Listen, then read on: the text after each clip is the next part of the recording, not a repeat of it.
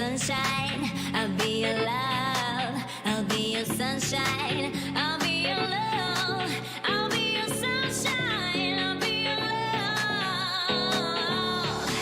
I'll be your love, I'll be your sunshine.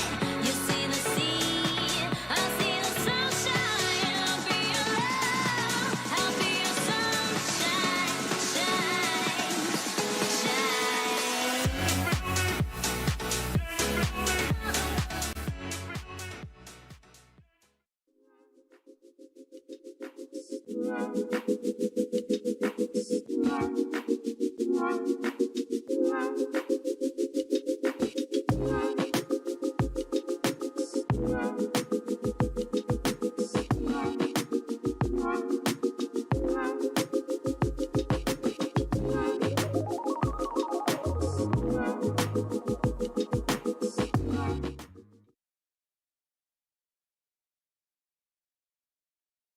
Mobbing with the gang. Oh, you think this is a game? I came to knock 'em out the wood, knock 'em out the wood, knock 'em out the wood, knock 'em out the wood, knock 'em out the wood, knock 'em out the wood, knock 'em out the wood, knock 'em out the wood with your pet top time for some action. Welcome to Canada Life Centre in downtown Winnipeg, Manitoba. This is the second matchup of the season between the Winnipeg CEBLs and Edmonton Stingers. Now it's an exciting game for the CEBLs, who are currently tied for first in the Western Conference after a huge win here at home on Thursday night. The CEBLs are looking to continue that momentum even without a few key players this afternoon. As for the Stingers, Edmonton has lost their lead scorer. He's now on the reserve roster as he heads off to NBA workouts. They'll be looking for production from other players on the team. With more, here's Joey and Dave. All right, thank you, Tegan. Yes, I'm Joey Slattery. This is Dave Crook. And the all-time series, Dave Crook, between these two teams has definitely been in favor of Edmonton. They've had a lot of success in this building, though Winnipeg has drawn first blood. So, of course, Edmonton's coming in here thinking, hey, we're going to get redemption. We're now in their home. We've got some experience with this. But that is much easier said than done the way Winnipeg's been playing recently. Yeah, and I think, the firepower. I mean, Edmonton's a little undergunned, and I think it's going to be really difficult for them. But one of the things they can do, they shoot the ball as well as anybody. They shoot it in transition. So if they can get going early, they can give the CEBLs some fits. But Winnipeg looked so good, a couple days ago. So. Yeah, Winnipeg coming off a 33-point win against Vancouver. They now occupy first place in the West. Edmonton trying to get back into the race. They've fallen to fourth. They're chasing the Saskatchewan Mamba. So this is a big game for Edmonton. Winnipeg trying to keep things rolling. Let's take a look at how these two teams match up as we look at the season stats so far. As you can see, Winnipeg outscoring Edmonton 99-88. They're just under the century mark. They are the closest to Vancouver in that regard. Was averaging 100 a game. Looking at the field goal percentage, not too much of a difference, though Winnipeg does have the edge. Free throws are going to be big here as well, 81% for Winnipeg. And that three-point shot, as you mentioned, Dave, percentages neck and neck, but Edmonton going to be depending on that quite a bit here tonight. And the ball movement's been nice as well. The Winnipeg 21.2 assists a game. They've made a great identity for themselves, not only in the set offense, but also on the run in transition. And of course, rebounds are going to be big. Guys like Nick Hornsby, a leader for this team for Edmonton, going to have his hands full tonight with guys like Jeremiah Tillman Jr., who's been phenomenal for the CEBLs so far. But as you're looking at these stats here, Dave, I mean, what's going to be the key looking for Edmonton here to keep up with Winnipeg? Well, I really think the thing they have to do, they really have to shoot the ball. They got to shoot the ball on the three-point line. They got to shoot the ball transitionally on the three-point line. They take more three-point shots in transition than any other team in the league. So if they can have some success there, they can shoot their way into it. Otherwise, I think it's going to be tough. Winnipeg defensively, probably the best team in the league right now. So, Edmonton's up against it. They're really going to, if they're at their best, Winnipeg takes a little bit of a dip. Hey, maybe something can happen good for the Stingers. Well, to hear the keys to the game for the Winnipeg CEBLs, our own Tegan Rasha caught up with head coach Mike Rainbow ahead of this one. Let's hear what he had to say. Coach, you're coming off a big win Thursday night that now has your team tied for first in the West. How does that impact your preparation for tonight's game? Well, obviously we want to build off some of the momentum that we have going, but really, when the ball's tipped up tonight, it really comes down to how well we play possession by possession. And your team's going to be without a few key players tonight, no Emmanuel Acott or Xavier Moon. How do you expect the guys to find rhythm at the start of the game? Well, I think the group that we've been putting on the floor has been playing great. I mean, for us, we want to just try to dictate the tempo of the game through our defense and hopefully play with a huge amount of energy and just try to take it one possession at a time. And the last time you saw the Stingers was right here at home, way at the beginning of the season. There's been lots of changes since then for both teams. What are your expectations of the team? Yeah, I think both teams are obviously a little bit different. I mean, we've gone through, basically today's the halfway point of the season, so we just want to continue to build off of the game experience that we have and hopefully play our best game to date. All right, thanks, Coach, and good luck. Thank you so much. All right, that was Mike Rainbow with our sideline reporter Tegan Rasha. We'll be right back. Game just about to get underway. You're watching CEBL basketball live on CBC Gem, YouTube, and CEBL Plus.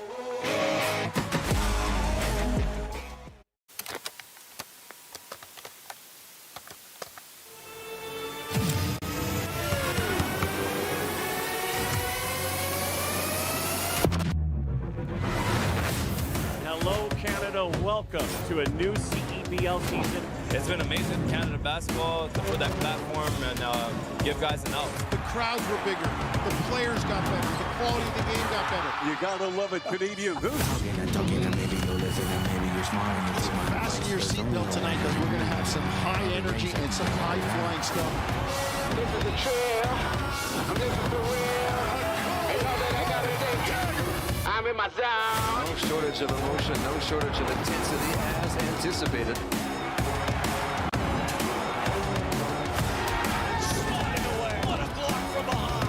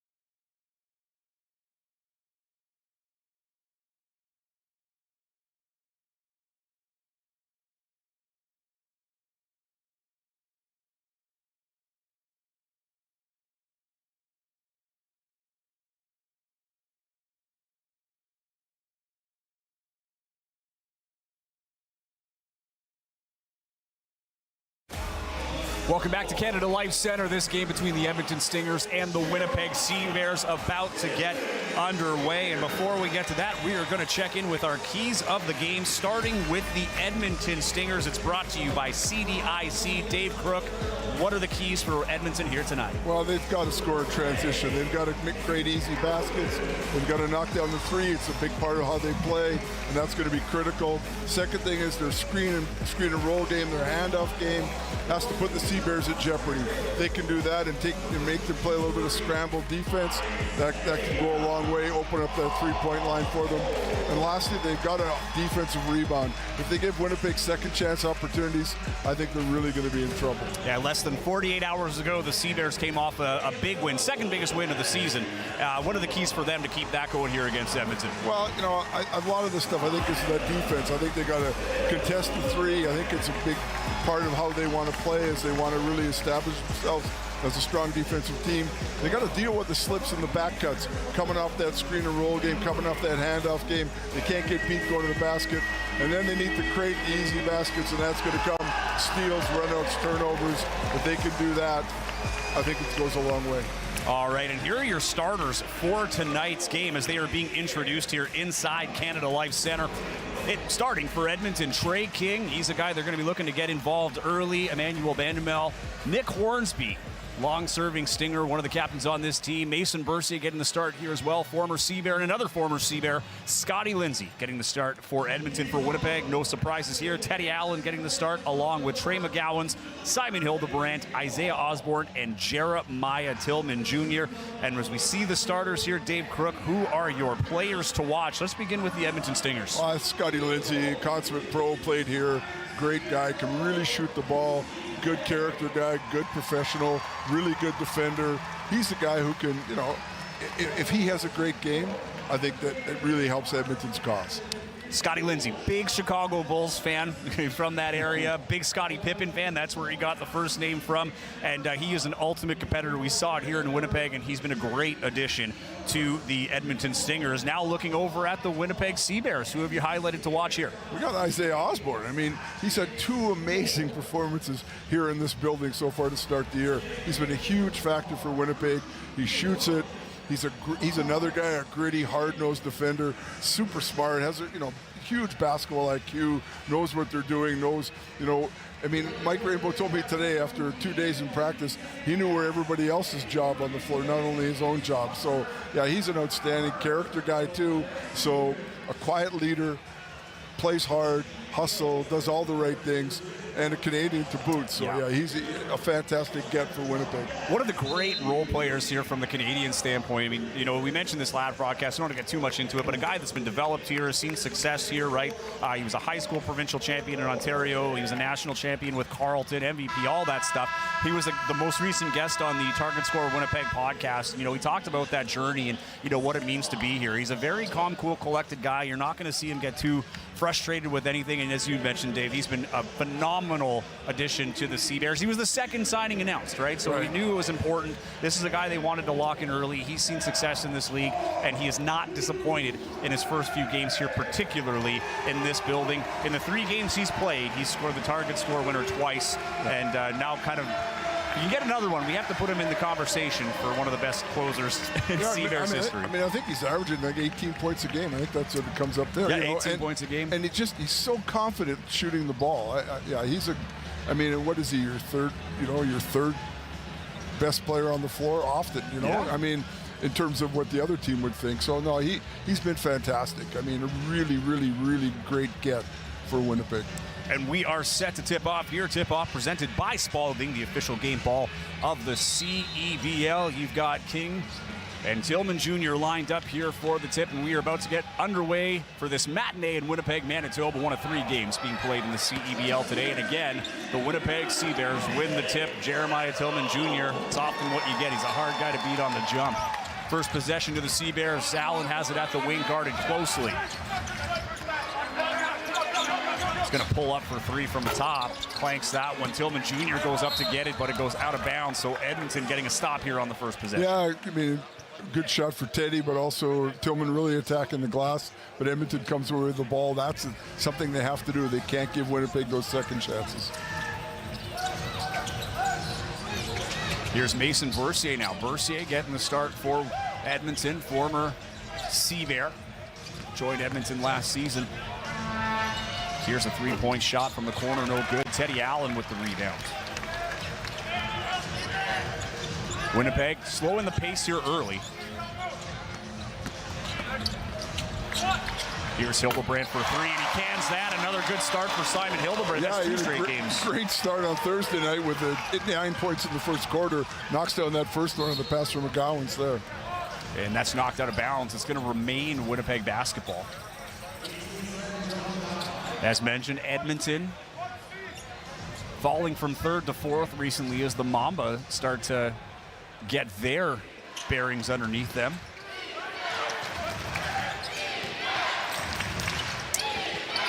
Here's a shot from Hornsby. He gets that to go mid-range. Hornsby's such a great player in this league. Yeah, he's solid. I mean, you're going to get something from him every single night. Comes to play. Officials for today's game, crew chief is Neil Donnelly, umpires are Reed Kenyon and Chris Brischuk as Tillman Jr. throws down with authority. Tillman loves that move, that little fake pass over the top with the spin going to the rim. Scotty Lindsay thought it was a travel, but a great flush on the inside. And then he responds at the other end with a huge block. Edmonton will retain possession. I was talking to Coach Raidwell before the game. I said he likes to pull that one once a game. He goes, yeah, he uses it all the time. He loves it. It's effective. It is. Hey, if it works, keep going to it. Here's Hornsby now going right into Hildebrand. Creates some space, puts the shot up, and that's a quick 4 for Nick Hornsby. 1-point ball game here early, back and forth. A couple of stops both ways. Here's McGowan's putting on the Jets. Goes right into his defender, but can't get the shot to fall. Hornsby drops it back to Lindsay for 3, and he clanks that. Rebound for Simon Hildebrand, and Teddy Allen going to carry the ball up. Those are the shots that the Stingers need to make. Those transition threes put Winnipeg at jeopardy. Tillman working on the post, fake pass, gets past Hornsby, finds Osborne in the corner for 3, and he cans it. Unselfish play, nice pass from Tillman. Big man, he's willing to give the ball up. Inside out basketball by the CBears. And that's some of the best basketball when you can create from inside, and Tillman Jr. has been so good at that as he knocks the ball off the backboard. Going to be a foul on this play, though.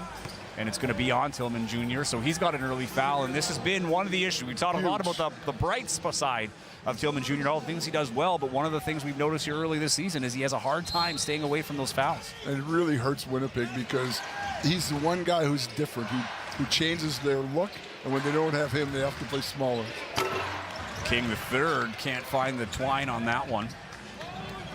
Winnipeg coming in transition, going to get half set in the half court. Tillman skip pass to the corner. This time it's McGowan's taking the drive baseline, goes into his defender, can't find a clean shot. And it's going to be corralled here by Scotty Lindsay for Edmonton. He'll pull up for 3. It's blocked by Tillman Jr., and here comes McGowan's on the run. Hornsby tries to knock it away, but it's a pass to Hildebrand getting through. His 3 is no good. And the pace picking up here. Vandemel going right at Osborne, and he will draw the foul and go to the line for two. Osborne picking up his first foul of the game, second foul here for the Seabears. Good smart take there, really pushing it, but you can see that Edmonton really wants to drive the ball hard, to, and put Winnipeg at jeopardy in that transition, and that was a smart play there. Good take. He initiates the contact, draws the foul. I know Osborne wasn't happy with it, but it's a good call by the officials. Easy call. This Western Conference game is presented by Cal Tire. Mason Krause has checked into the game, as has Trey Scott. Scott played great off the bench. He was the player of the game last game, 24 points, and is another great addition for the Seabears. He played here last season, started the season with Calgary for a couple of games. Now he's back in Winnipeg, and he's happy to be here. A consummate pro with NBA experience with the Brooklyn Nets. And here is Teddy Allen taking a drive, can't get that to fall. Hornsby to King, who goes hard into Simon Hildebrandt, and that is going to be an offensive foul against King. Yeah, pretty obvious. He leaned in, he had the arm way out, extended, took Simon down. We'll see here the opportunity. Little handoff, and just... It's the push. He just pulled yeah. it. I mean, he got the arm. When the arm extends away from the body, the referees just have to make that call, and they did. That's a good call. Be interesting to see Winnipeg again throwing a lot of bodies at people. They've already made 3 subs in the first 3.5 minutes here. That's what they did the other night. I thought it was very effective against Vancouver as they wore them down. And here there's a violation. I didn't catch if it was a time violation or if Krause stepped on the line. Nonetheless, it's a turnover for Winnipeg on the inbound, so it'll be Edmonton ball. Of course, they did a good job putting a little heat on Krause there, full court. And his pass easily intercepted by Allen. Allen with a spin move has to find an outlet. He does. Scott just inside the 3-point line does not get the friendly bounce. 8-6, Seabears lead it. 6:25 left in the first quarter. Plenty of time here for Edmonton to get a run going. They're trying here, but it's going to be a jump ball. It will remain Edmonton basketball. But if you're Edmonton right now, Dave Crook, you have to be happy with this start. I mean, you'd like to see more points on the board, but you're happy only to see 8 with the Seabears here. Yeah, I think they're controlling the tempo. I think they're controlling the way the game's been played so far. So, yeah, I think for sure Coach Baker is liking what he's seeing so far. Isaac Jack into the game for Edmonton, and Bercier nearly gets a steal. Krause, though, able to outlet to Scott, who pulls up for 3, and another unfriendly bounce for Winnipeg. They're having a hard time finding the twine in these last couple of possessions. Can Edmonton respond? Here's Bercier. Finds Hornsby working on Krause. His pass intercepted, so another turnover and another steal for Winnipeg. Here's Scott right into Bercier. He'll shovel it back to Krause for 3. And he'll rattle that one in. But again, that time Winnipeg got the ball deep. They go inside, they go back out. That's where they've had success so far. They've missed a few things on those quick transitional shots, so that was a much better possession for them. Hornsby trying to work Krause into the post. He'll turn around and hit that jump shot and give some words to the fans on the way by. He's made everything at about 8 feet today so far. Scott going right into Hornsby. He has the ball knocked away, and Edmonton able to take it. Here's Vandemel. Gets it to Lindsay, steps into his shot, and he cans that. He's not going to miss many of those. It's almost like, yeah, that's a great shot for Scotty Lindsay. Almost like Coach Rainbow needs a timeout just to sort of settle things down, and get a little focus. I think he's going to do it with subs instead. As Allen rattles one in, and there's substitutions coming in here from both sides soon. We are now past the halfway point of the first quarter. Teddy Bucket's finding a way there. That was an odd-looking shot, but it dropped for him. And going to be a foul here. Looks like it'll go against Mason Bercier. And Davis Jr., Stanley Davis Jr. going to check in, as will Tay Donald for Edmonton. Tillman Jr. back into the game as DJ Burns will come out after a quick run. And we've got a timeout here, so we will take a quick break and be right back. You're watching CEBL Live on CBC Gem, CBC Sports, YouTube, and CEBL Plus.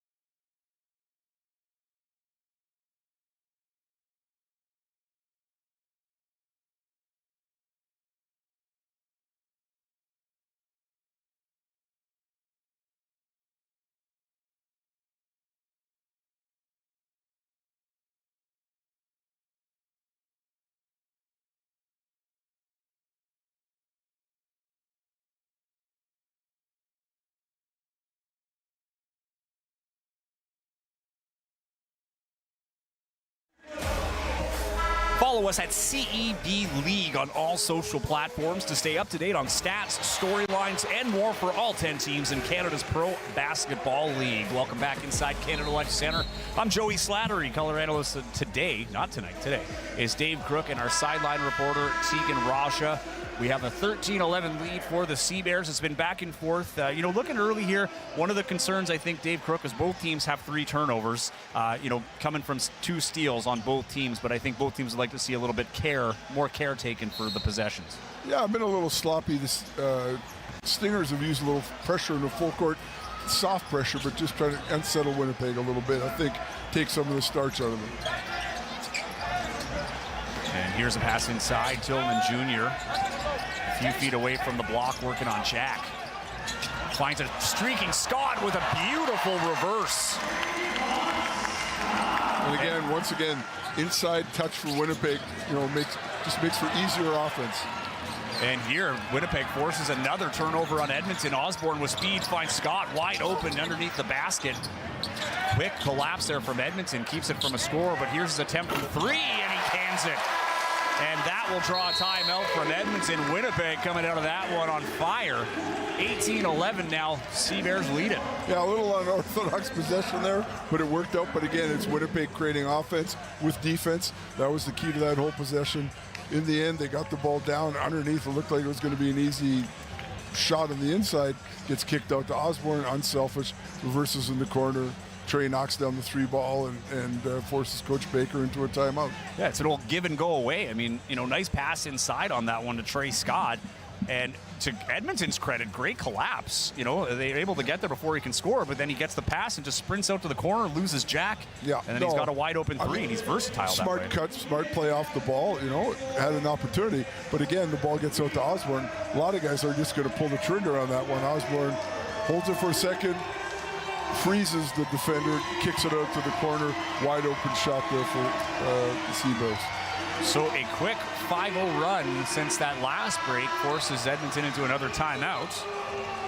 And we've got our sideline reporter. We'll get to her in just a second, Tegan Rasha. She's listening in on the CEBLs. But yeah, nice little run here for the CEBLs. We haven't seen a lot of back-to-back clean possessions, that have led into a run here, and the CEBLs really getting it done with those gritty plays, and that's really where they built their identity this year. And I don't think that Coach Baker wants Winnipeg to get on any sort of a roll, so I think that was the reason for that quick timeout. And let's check in with Tegan Rasha right now. Tegan, what do you got for us? Well, Joey, when I was listening in to Coach Jordan Baker's timeout, he said let's focus on the defense, and the bench had lots of energy, but after those few quick points from the CEBLs, head coach Mike Rainbow says to spend energy and create more space.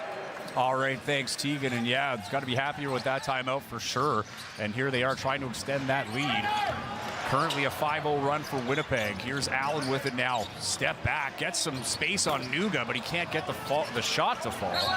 And then it's knocked around a little bit and goes out of bounds. It will be Edmonton basketball. Good fight for that one. Yeah, and both coaches be happy because both of them talked about energy. And right there you saw both teams really competing for that rebound.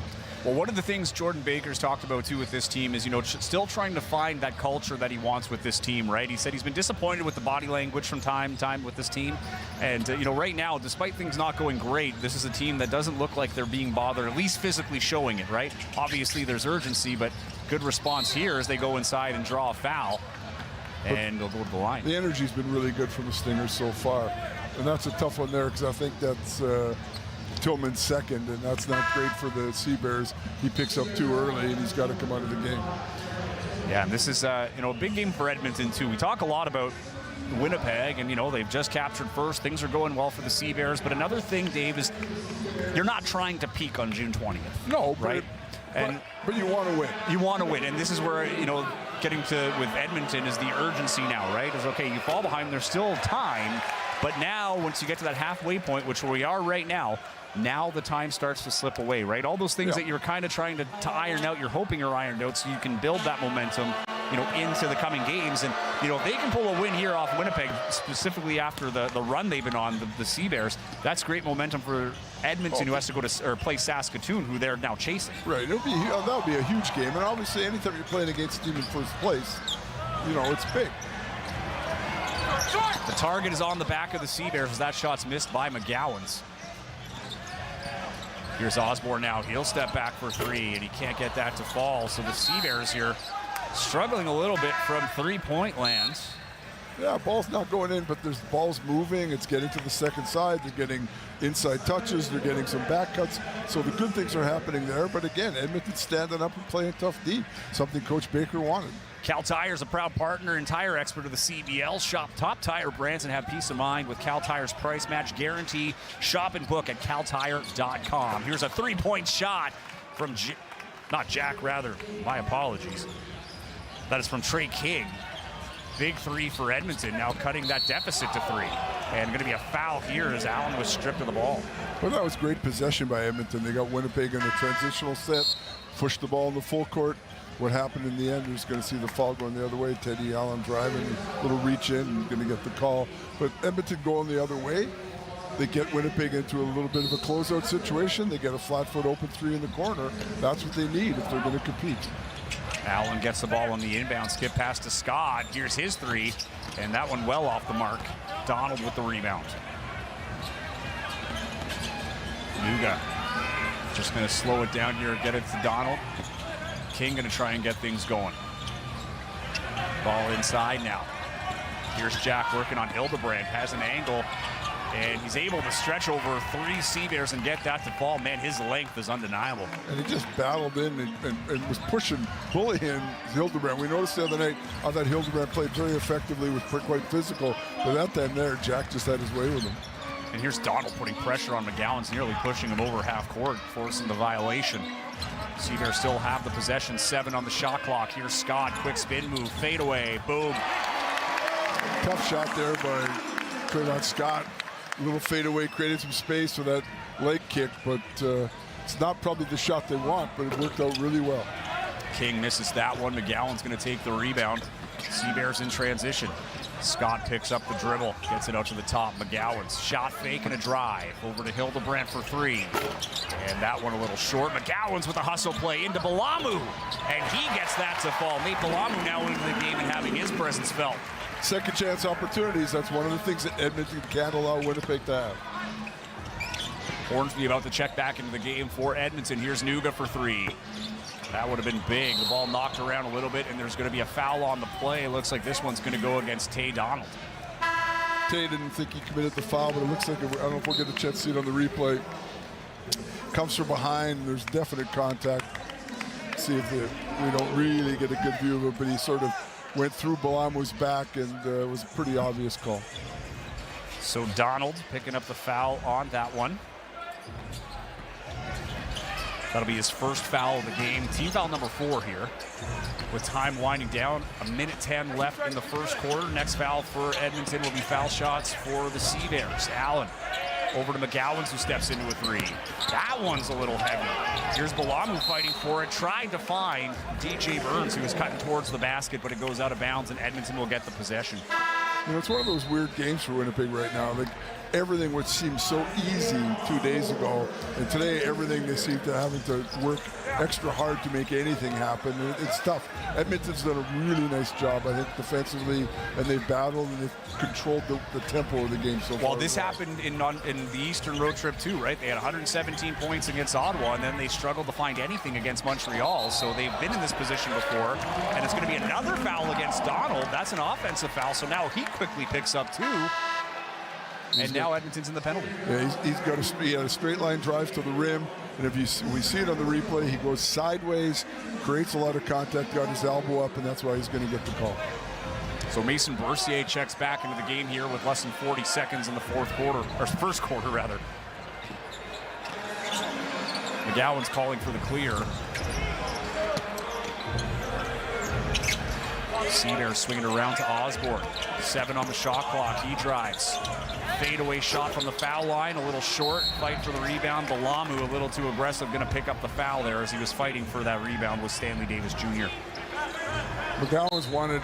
They got the switch, and McGowan's wanted Hildebrand to go to the block and take Borsier down low. Didn't happen.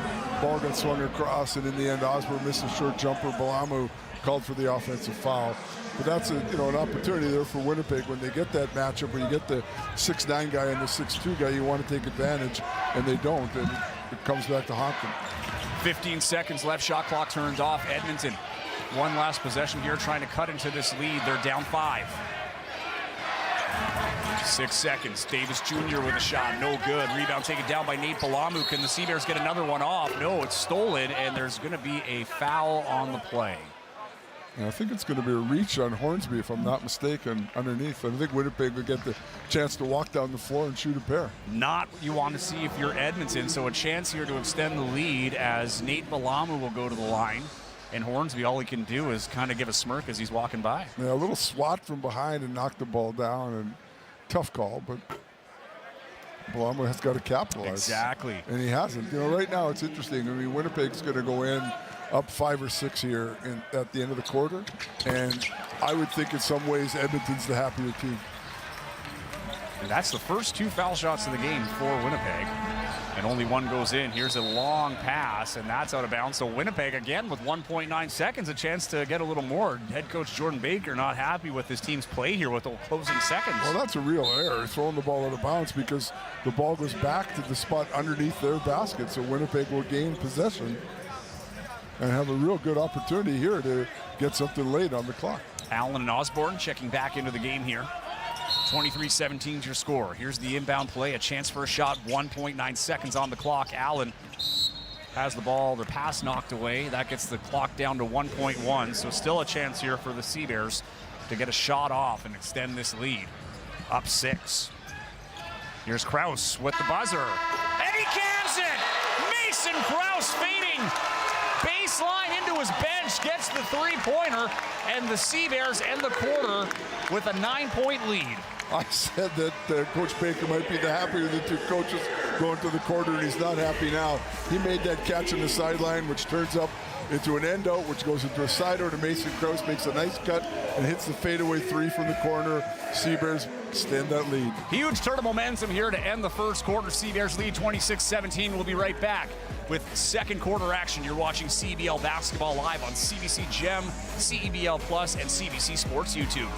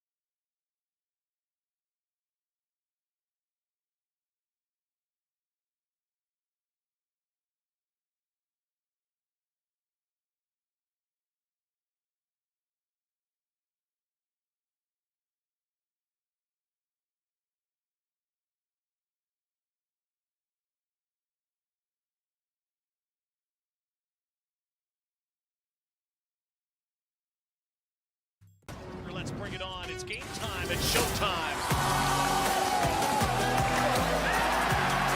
Oh, and it goes. Nick Hornsby.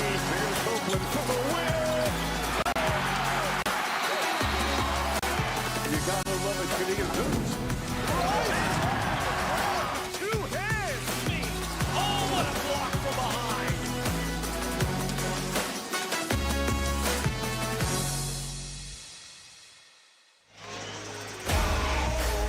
Welcome back inside Canada Life Center in beautiful Winnipeg, Manitoba. One of 3 CEBL games happening here today between the Edmonton Stingers and the Winnipeg Sea Bears, and it was a crazy close to the first quarter.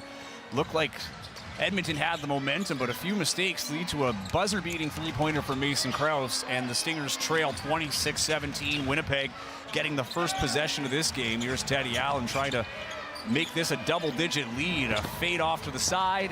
Can't get it to fall. Nice rebound by Trey Scott. Allen going to try again. Looking for the pass, has it knocked away. Allen fighting through 3 defenders. Still keeps the possession. 6 seconds on the shot clock. He's got Hornsby on him, who knocks the ball away. It goes out of bounds. It will remain Winnipeg ball, but 1 second on the shot clock. A strange possession there. I think Teddy handled about 3 different times on one possession, but Winnipeg still has a chance. We saw what they did with 1 second at the end of the first quarter. Here's Allen, can't get the shot off on time. It goes in, but it's no basket. That's a tough one to get a three-pointer up with a second on the shot clock. Yeah, especially when you're moving away from the hoop. So good job by Edmonton. They made him go backwards instead of going forwards. The ball was still in his hand, definitely after the buzzer. So Edmonton had 7 turnovers in that first quarter, and a couple of them late in that quarter. 3 for Winnipeg in the first quarter. 3 steals for Winnipeg as well. Here's a drive now. That ball is knocked away, and here comes Trey McGowan's. Tries to get it to Allen. The no-look pass is tipped by Davis. So Winnipeg will retain possession there.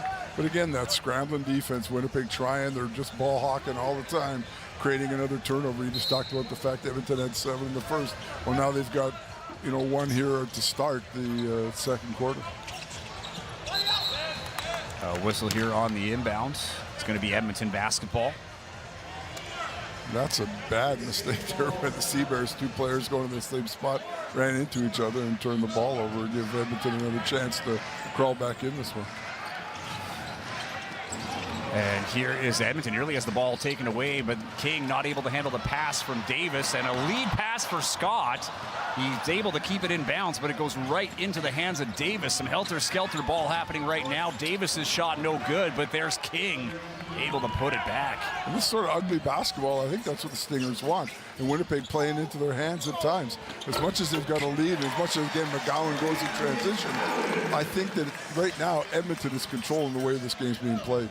McGowan's restores the 9-point lead, 28-19 here early in the second quarter. Simon Hildebrandt about to check into the game for the Sea-Bears at the next whistle. And there's a nice drive. Bounces around, and after a long time around that rim, it falls in. That's Stanley Davis Jr. with the field goal. Nice basket there by Davis. Good finish off the glass.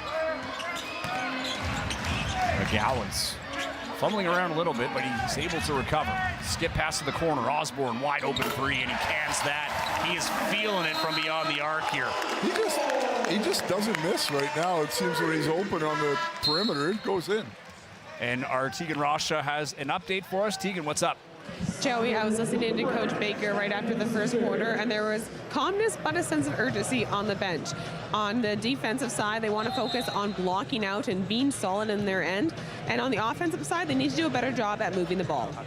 Yeah, that all makes sense. Thanks, Tegan, for that. And yeah, this is, like we say, it's an area right now for Edmonton. They've gone through some player changes, right? Isaiah Moore not there.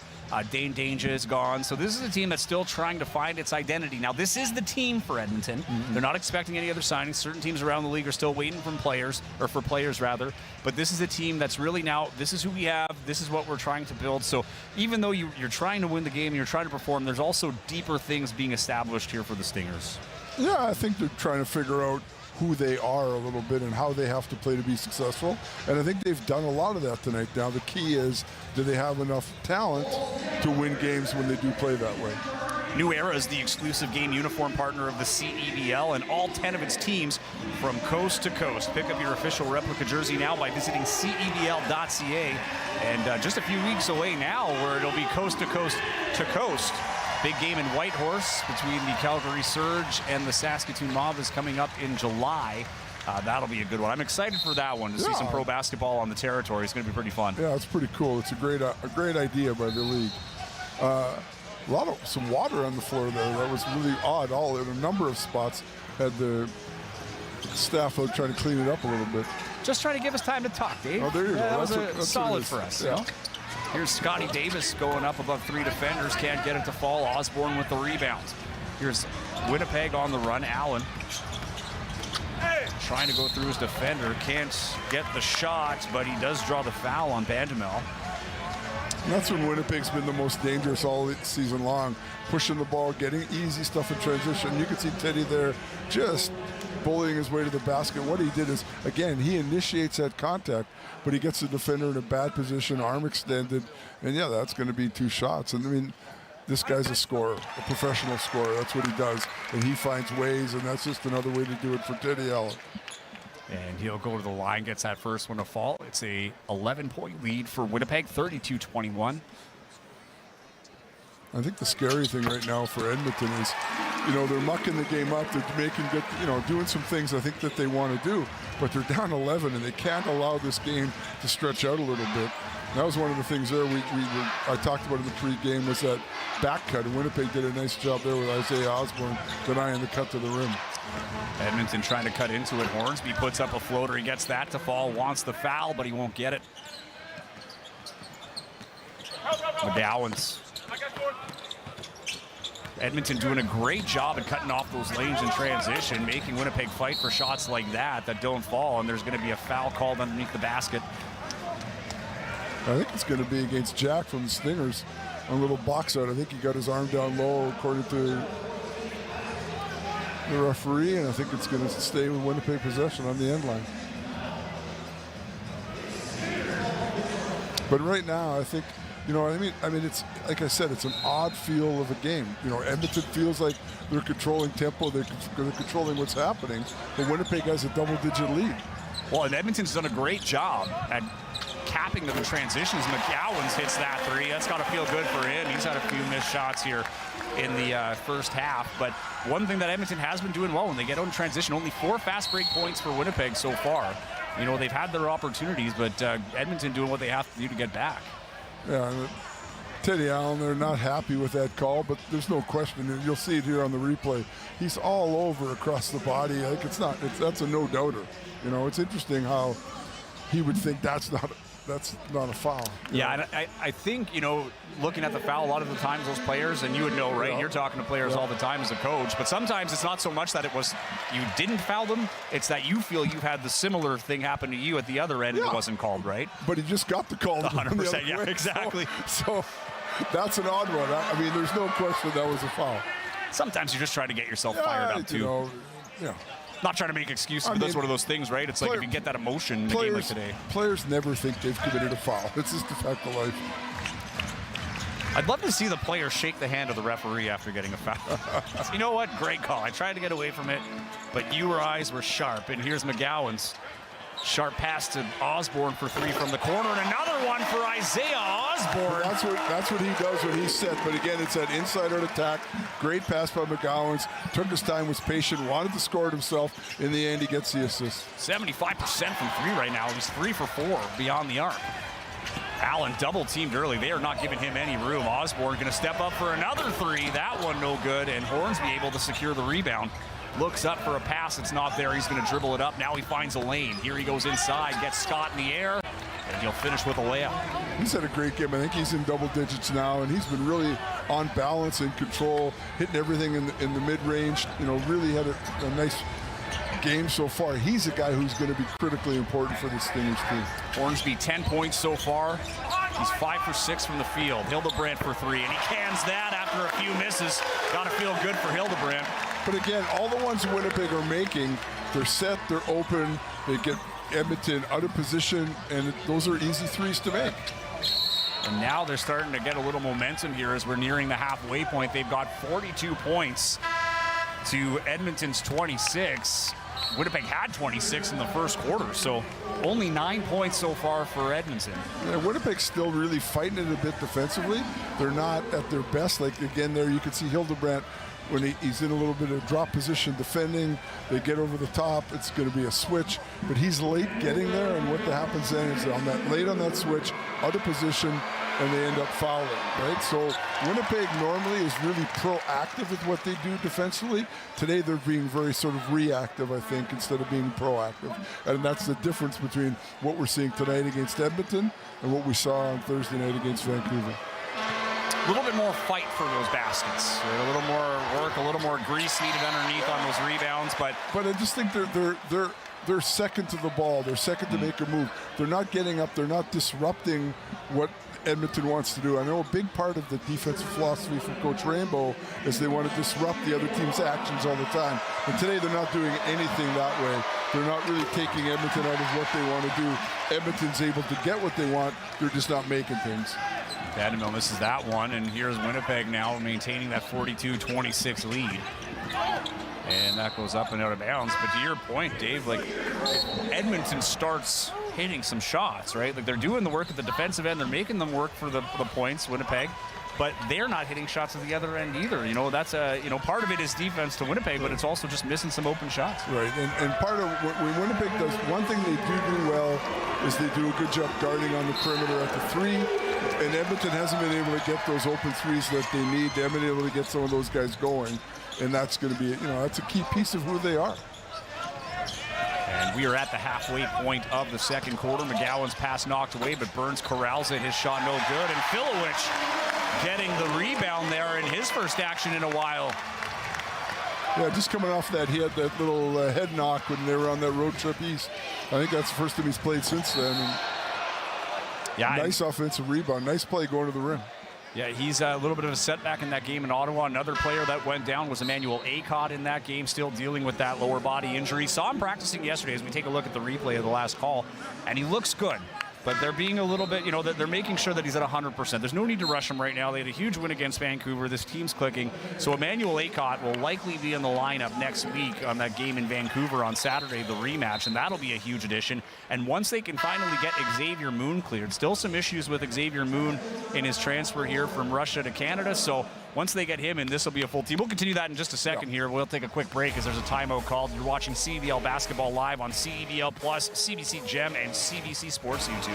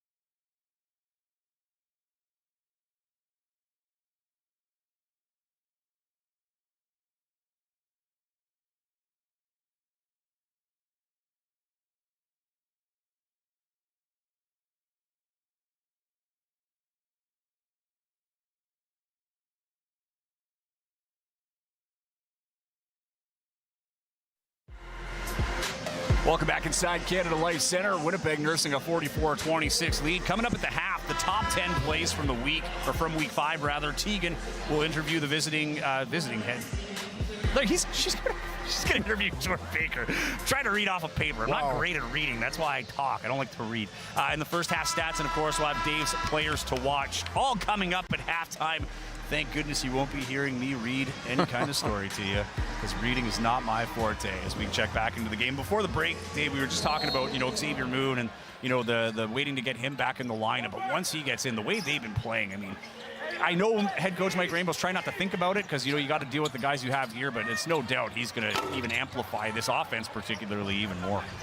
Good hustle play there by the CEBL. I think the other addition, and I really believe, like Acott with Osborne, you got a pair of Swiss Army knives, guys who can do sort of everything. Canadians too. Unbelievable. Those are great pieces. Yeah, and that's one thing that DJ Burns puts 2 points in is the Canadian, aspect of this league, right? With 2 Canadians needed being on the floor, they're very valuable to find the top Canadians, and I think the Seabears have done a phenomenal job at landing 2 premier Canadian players. And one of them being local doesn't hurt either. Not at all, and that's one thing that Winnipeg's been good at, and we've seen that through the addition of the Seabears, is the local products playing and having important roles in the CEBL. Teddy Allen with another steal. Here he goes on the run, and he'll lay in 2 points. Teddy Allen continuing with that defensive dominance we've seen so far this season. Yeah, I mean, it's just an effort. I mean, the biggest thing is, it's not like he's doing anything special. He's just trying all the time, and it's amazing.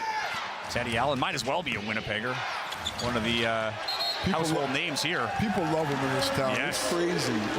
He's a celebrity. He's an honorary Winnipegger for sure. I mean, he's been accepted as a Winnipegger, and it's one of those things where, you show up for a city like Winnipeg, they are going to embrace you. Not only accept you, but embrace you. And that was the biggest news of the offseason, was his signing.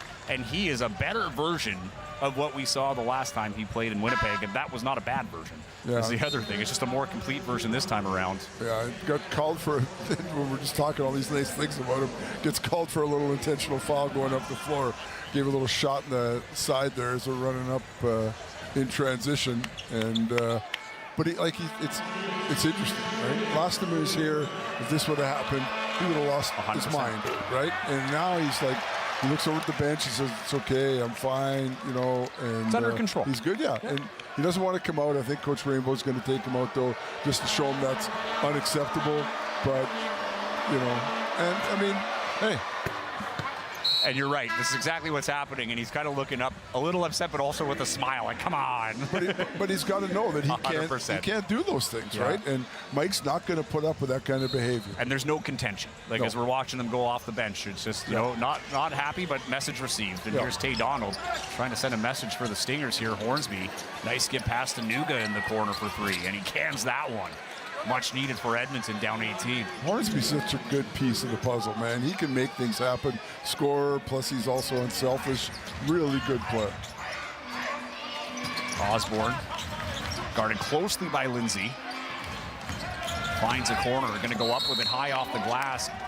Embraces the contact and draws a foul. That's going to go against Scotty Lindsay. So 2 shots coming up here for Isaiah Osborne. But again, we're just, you know, we see Osborne having a nice take, gets the rim, there's contact there. He's going to go to the line, shoot too. But Winnipeg, again, doing it with numbers. You know, like Burns is playing, and now they're playing Burns and Scott together again, which they did the other day. You know, Filowich getting minutes. I mean, I think they've already gone 11 deep today. Yeah. And it's one of the things they can do, and they can keep throwing people at you. So they have the energy to play defense. They have the energy to play in transition. And I think that's been a really big, important thing for them as well, because they don't get tired. Exactly, and all but one player on the Winnipeg roster has played at least 1 minute and 30 seconds in this game. So using the depth here in a game where they have a sizable lead, 19 points, as we are less than 3 minutes left here in the first half. Edmonton wanting to put some work in and cut that deficit going into halftime. Tay Donald to Lindsay, who gets Mason Krause to jump, and he'll go in. That'll help. 2 points for Scotty Lindsay. Lindsay, quiet. That's only 5 points for him tonight. But Winnipeg will be happy. They'd much rather see Scotty Lindsay playing off the bounce. The place that he's the most dangerous when he's flat-footed and he gets that opportunity to shoot 3, get that look at the rim. I think he's shooting like around 50% of the season from the three-point line. I mean, he's an outstanding shooter. See the replay of this last play. Edmonton has Scotty Lindsay out there, along with Nick Hornsby, rather. Trey King out there as well, as is Mike Nuga and Tay Donald. Winnipeg has McGowans, who has the ball right now, caught. Over to Osborne out there with Trey Scott, DJ Burns, and Mason Krause. Rebound up for grabs, and it's Nick Hornsby coming up with it.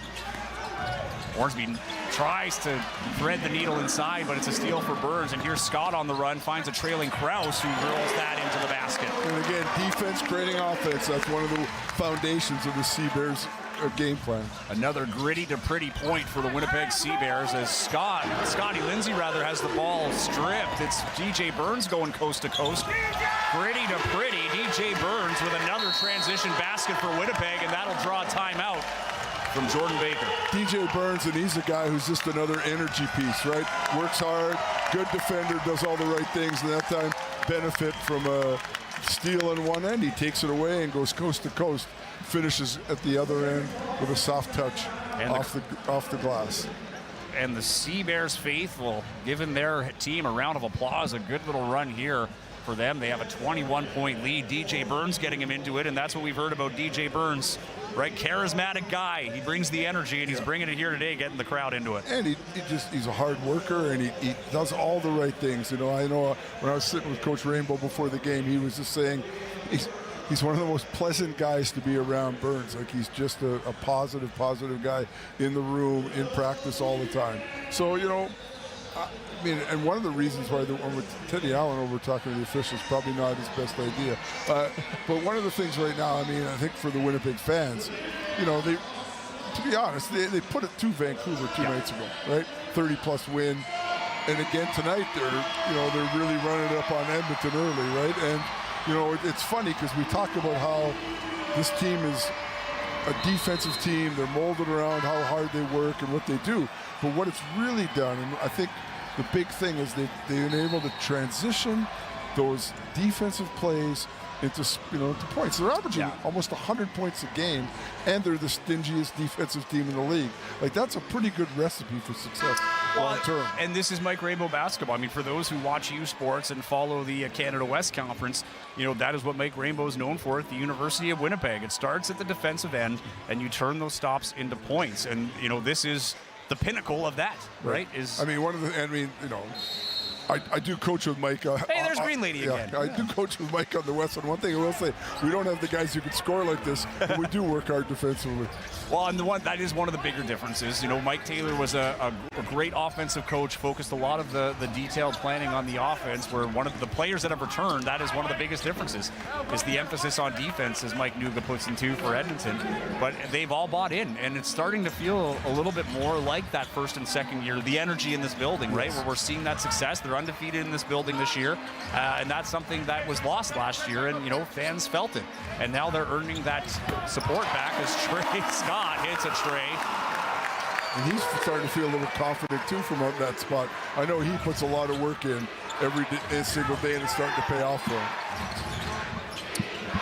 And Trey Scott is a guy, Mike Rainbow says, he's the first guy in the gym every day as he tries to swat that, though Tay Donald able to get the basket. And we'll check in with Tegan Rasha, who has an update for us. Tegan. Well, Joey, at that timeout, Coach Jordan Baker is actually quite composed despite being down by over 20 points, but he was telling the guys to focus on their offensive game right now. Lots of awesome offensive plays, getting open, and he said when they turn the ball over, it becomes a challenge, so keeping possession is going to be key. All right, thanks, Tegan. And I mean, that's bang on what we were talking about, right? I mean, the defensive effort's been there, but they're just not capitalizing at the offensive end. They only have 10 points this quarter, and it's almost done here with a minute 6 left. That was a great take by Tay Donald. Tay Donald's had a pretty decent game. He picked up a couple fouls back-to-back there earlier in the half, and that's impacted his availability on the floor a little bit, which is too bad for the Stingers. And Donald, another good Canadian out of Wilfrid Laurier University. He's become a staple here for the Stingers. I think it's his 3rd season with Edmonton. The ball's being worked around. McGowan's Burns to Osborne. Osborne dribbles into some space. Nice skip pass to Krause. McGowan's ball movement's great, but they got to get a shot. 3 on the shot clock. McGowan's gets the 3 to fall, and Winnipeg is pouring it on Edmonton here in the second quarter. That's a tough shot. Edmonton did everything they needed and wanted to defensively, and in the end, Trey McGowan's is just better. Winnipeg has seemed to have found their rhythm. Can Edmonton respond? That shot no good, and 3 Sea-Bears to get that rebound. 1 second differential, shot clock to game clock. 20 seconds left in the half. McGowan's going to slow it down here, try to get the final possession. Nuga not giving him any space.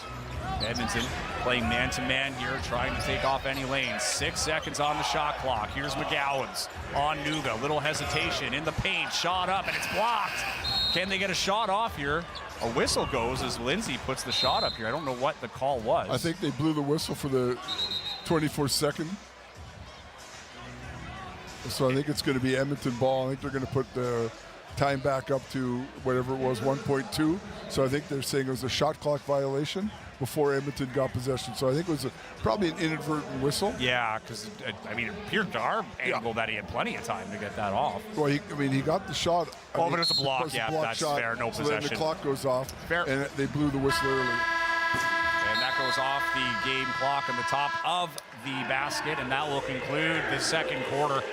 Winnipeg takes a 59 to 36 point lead. And we will have our interview here coming up with Isaiah Osborne momentarily. But if you're Winnipeg, you really built a good rhythm here in the second quarter. And Edmonton has enough to talk about here in the halftime break. We've got Tegan Rasha now standing by with Isaiah Osborne. Here's Tegan. You're up by 23 points at halftime, 10 of those coming from yourself, and this is all after a huge win on Thursday. How would you describe the momentum your team has right now? I mean, we're playing well together, moving the ball, getting stops on defense, so it's working out for us. And despite the lead, there's still plenty of time left. What are the keys for the second half to keep this going? Same thing. I mean, get stops on defense, make sure we rebound and get on transition and get easy buckets. All right, thanks and good luck, guys. All right, thanks, Tegan. Isaiah Osborne, 10 points, 9 of those coming from three-point land. He's 3 for 6 there, and the Sea-Bears nursing a 59-36 lead at halftime. Stay with us. We'll have plenty coming up in this halftime. You're watching CEBL Basketball live on CEBL Plus, CBC Gem, and CBC Sports YouTube.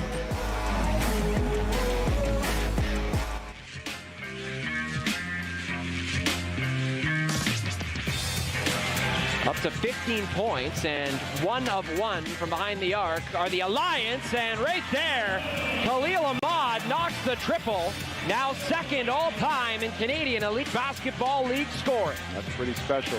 That's pretty special. It's a lot of points. And tries to generate some space. Gilliard knows where he wants to get to. He's there now, driving the lane, puts it up top. And there's the finish from Swan Roger at the horn. And that gives the team and the crowd a huge boost as they hit the halftime in Calgary. Allen over Miller-Moore. Oh. Rebound put away. The putback by Tillman Jr. And this Seabears team won't be stopped tonight. Jeremiah Tillman, who all night long has been a terror on the interior. Look at him here. Into the front, put it down on 3 Calgary defenders. River Lions with a 5-point lead. 5 seconds to go. Carey. Over to Hollis to beat the buzzer. Oh, you bet! Curtis Hollis connects, and the River Lions get a big-time bucket to close out the half. that free ball, both teams don't shoot the ball well, but 2 straight threes for the River Lions. Great action, shooting it with confidence. We talked about a little full court pressure here. I like Ooh, this. nearly caused the turnover, and it does. Warren skies the reverse layup. Oh, the English on the basketball. I like this. Talked about being disruptive, and that's exactly what that does. You know, Powell wants a 3 for the win. Oh, he's hunting it. Powell for the win. Yep. Oh, it's a perfect finish for Miles Powell. A difficult shot. Unselfish. He was hunting that 3. We knew that was coming. He was going to get the shot. He said the 0-7 record that the Surge currently have terrifies him. He knows that this squad is not 0-7 right now and nothing to lose. Look out now. Look out, Ruggsy. Miller-Moore puts it down. That's how you get back into the swing of things. Reverse City. Ruggsy Miller-Moore out of the timeout once again. Wake up the squad. Duga stopped up by Tynes. Good job defensively. Look to Hornsby. Little back feed to Isaac Jack. Get the foul call.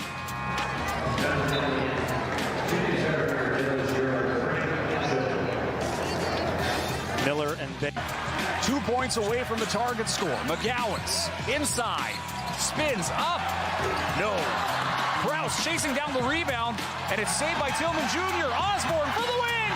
Yes! How fitting is that with Isaiah Osborne knocking down the winner? Hustle play there. And a performance.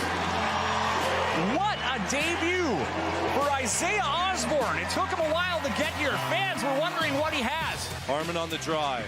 Right at Parolin. Throws it up. 3 seconds to work with. Knight the third's gonna have to throw it up. Pulls up John Knight the third, the leader. He gets it. John Knight the third. How do you do? Wow. Lead. Can they hold on to it, folks? Hold on to your seats. John Knight the third sends us into the 4th with a highlight reel pull-up.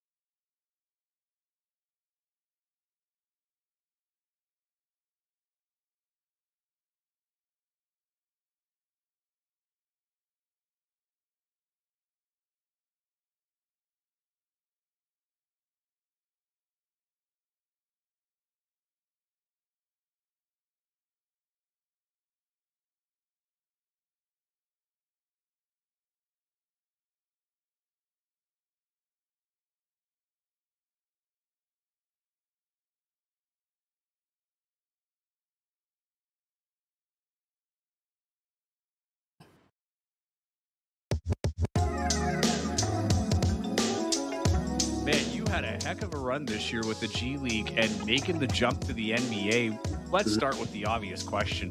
What was it like not only to get that crack at the NBA playing with the Brooklyn Nets, but being a starter at that as well? Man, it was a dream come true, man. You know, being able to work and put myself in position and get called up. I thank God for that, you know. But I was actually talking about this today with some of the guys in the locker room when I found that I was going to be starting, you know. I thought it was going to be like a game, maybe 2 games, but it was just like the rest of however many games it was. And it was a surreal feeling, bro. Like once the coach told me that I kind of went cold. I was like ready, but I was just like, dang, is this real? You know? So it was just like playing the NBA is obviously a dream come true, but starting in the NBA, like starting NBA games, it's an amazing feeling that I can't even really explain it. Well, Trey, I mean, you played with the Cleveland Cavaliers a few years ago for a few games, but I mean, since then, was it ever in doubt to you that you would ever get a chance back at the NBA? Yeah, I mean, to be honest, man, my journey from Cleveland, and shout out to the Cavs organization, they always have a special place in my heart as well. But my journey from Cleveland, up until now, that 10 days to where I'm at now, I've always been super confident. I always knew and believed that I was gonna, get another opportunity to play on the NBA floor again. It was a few doubts, it's always, you hear chatter from people saying, you should try to do this and go overseas or the NBA might not happen again. And, I kind of, at one point during my journey, I kind of fell into that mindset, maybe I should, maybe it is, and kind of started doubting myself, maybe that was it. I had that run and I'm cool. But then again, I just always knew that I was going to get back to where I wanted to go. So I kind of snapped out of that real quick and knew that, it was going to happen eventually. It was just a matter of when and where.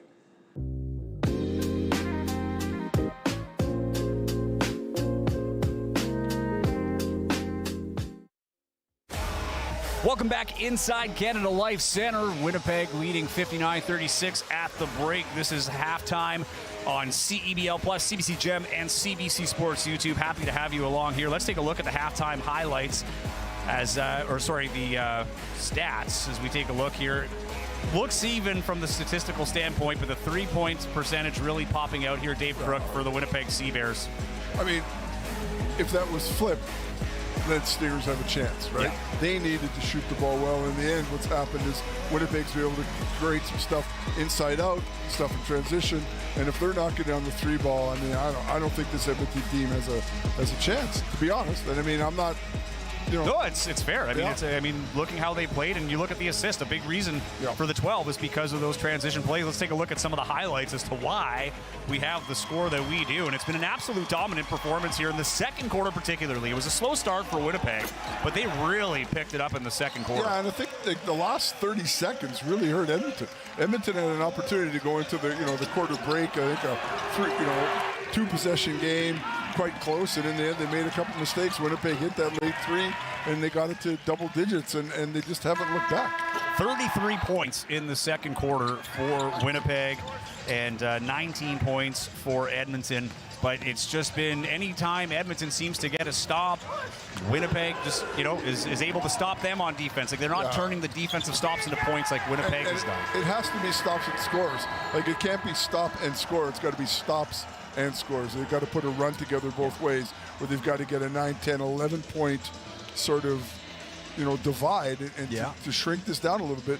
I don't think they can do it 2 at a time. They really have to make an effort, get some stops, put some points together, take 10 off. Well, and to be fair, I mean, if you're the Edmonton Stingers, and, we heard our sideline reporter Tegan Brosher talk about this, and what Jordan Baker's been talking about is, focus on the offense. Let's get them some things going, and then we can build the momentum, because they've got a big game coming up here, too. They're trying to catch Saskatoon, get back in the playoff picture, but they have their work cut out for them here. We'll take another quick break, and we'll be back with second half action here on CBC Gem, CBC Sports YouTube, and CEBL Plus. Stay with us.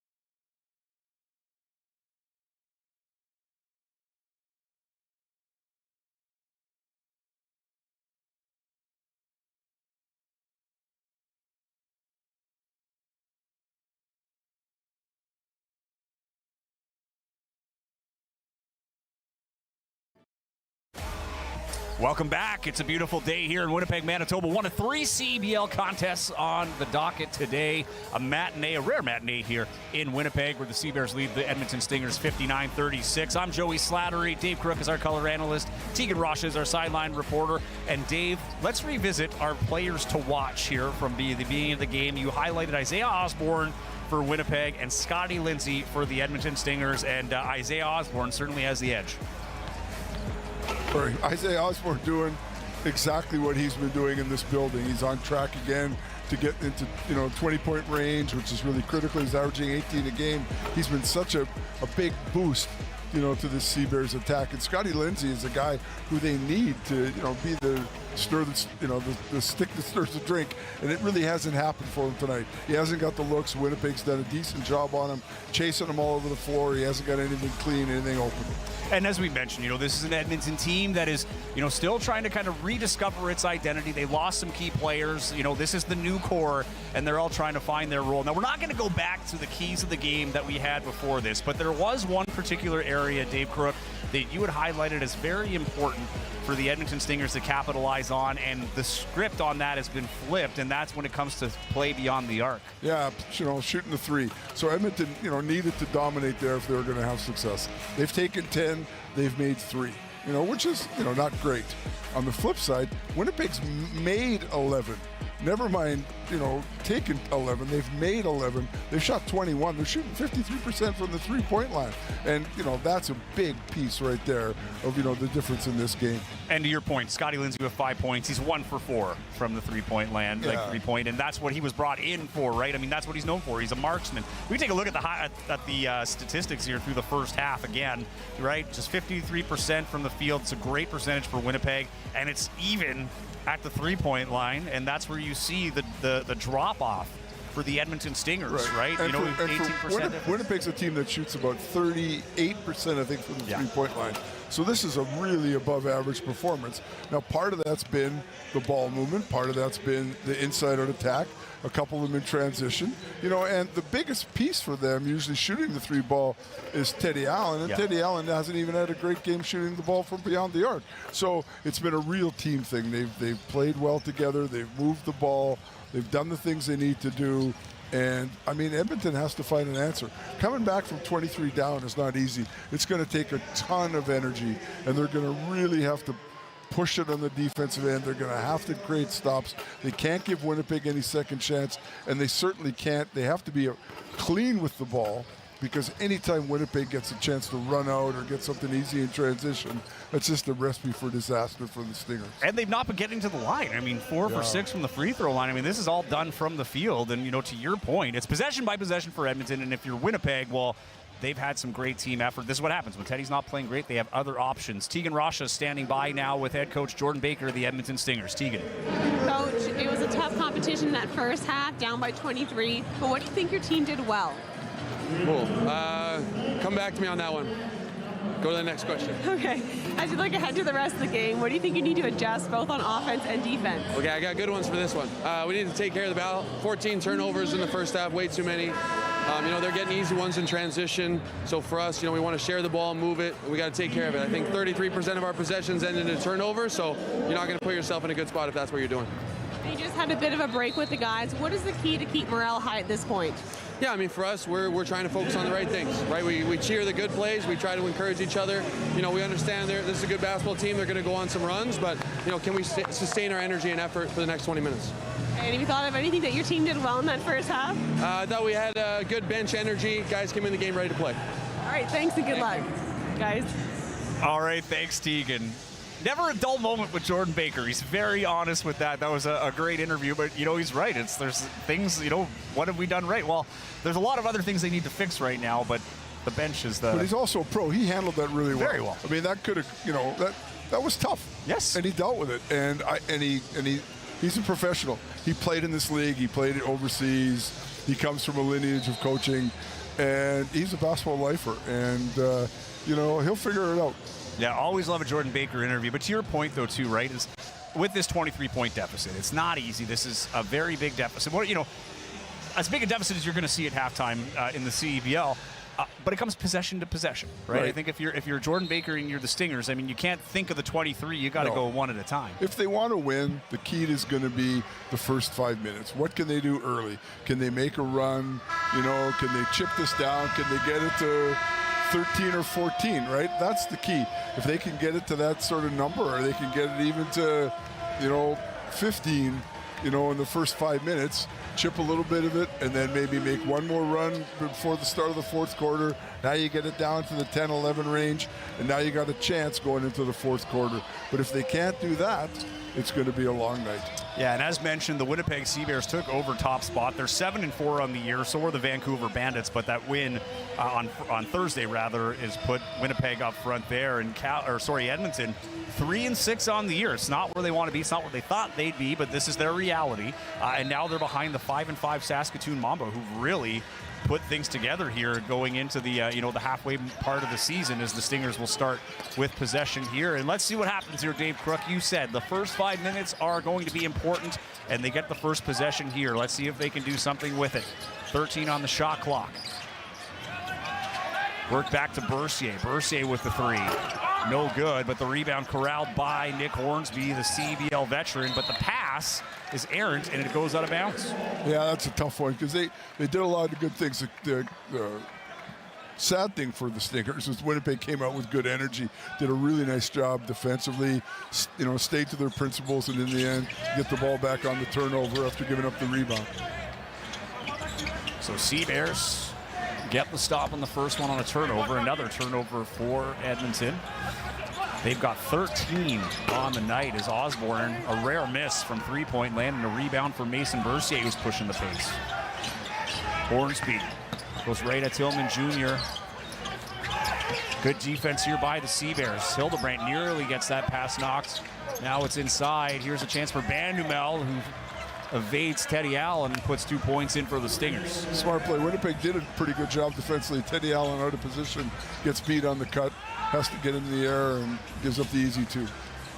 Gallons dishes it out. It goes from Tillman Jr. to Hildebrandt, who's three clanks, and it's an easy rebound for the Stingers. That's Bandumel with it. Too easy, though, for Edmonton. Winnipeg just take, yeah, they're both open flat-foot shots, but they need to start a little differently. And a three there from Trey King. We talked about it at the break. Need to see better three-point performance and even just three-point shots from Edmonton, and there's a good one there from Trey King III. Allen being guarded closely by Bandumel. Skip pass to the corner. Here's McGowans, finds an angle, goes right into his defender, and he'll draw the foul. That's a tough one there for Edmonton. Winnipeg battle on the inside with Tillman. Actually, defender goes down, King goes down. Ball gets reversed back out. It ends up with Teddy Allen, gets swung through Hildebrandt.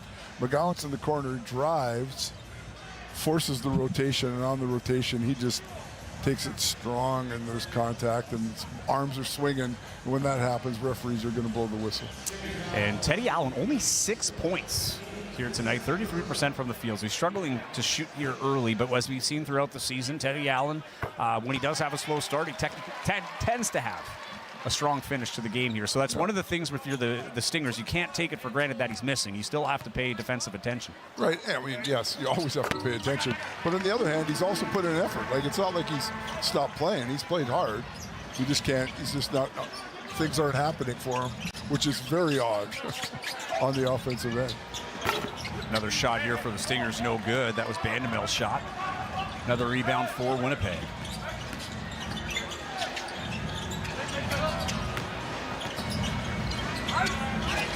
McGowans gets it to Tillman. Osborne drawing the double team here. Tillman will step back for three. Doesn't get that to fall, but he's known to hit a few from time to time. Doesn't take a ton, but he can't hit those threes. That goes out of bounds. It'll be Edmonton basketball. Yeah, they're not scared. He's not scared. He's not scared to shoot it, and Winnipeg isn't scared for him to have the opportunity to. 20-point ball game. Winnipeg leads it here. Still early in the third quarter. Edmonton, though, has their work cut out for them. It was a 23-point deficit at the half. Bandumel finds some space. Nice reverse under the rim to get that to fall. Hey, Bandumel took it hard at Teddy Allen there.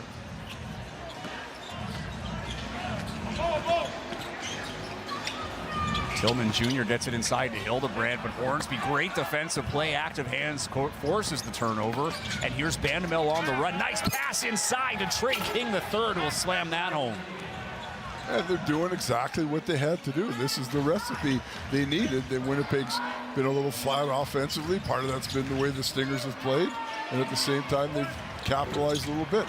But I think Winnipeg's missed 3 open threes. And that's a great, they weren't going to continue to shoot at that pace no matter what.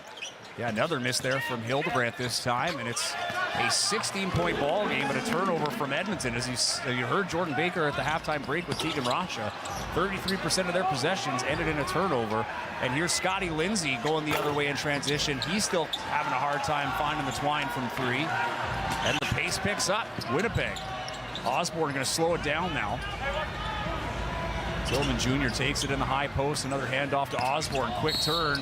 And he's going to draw a foul on King III, who tried to get a swat from the back there and just missed.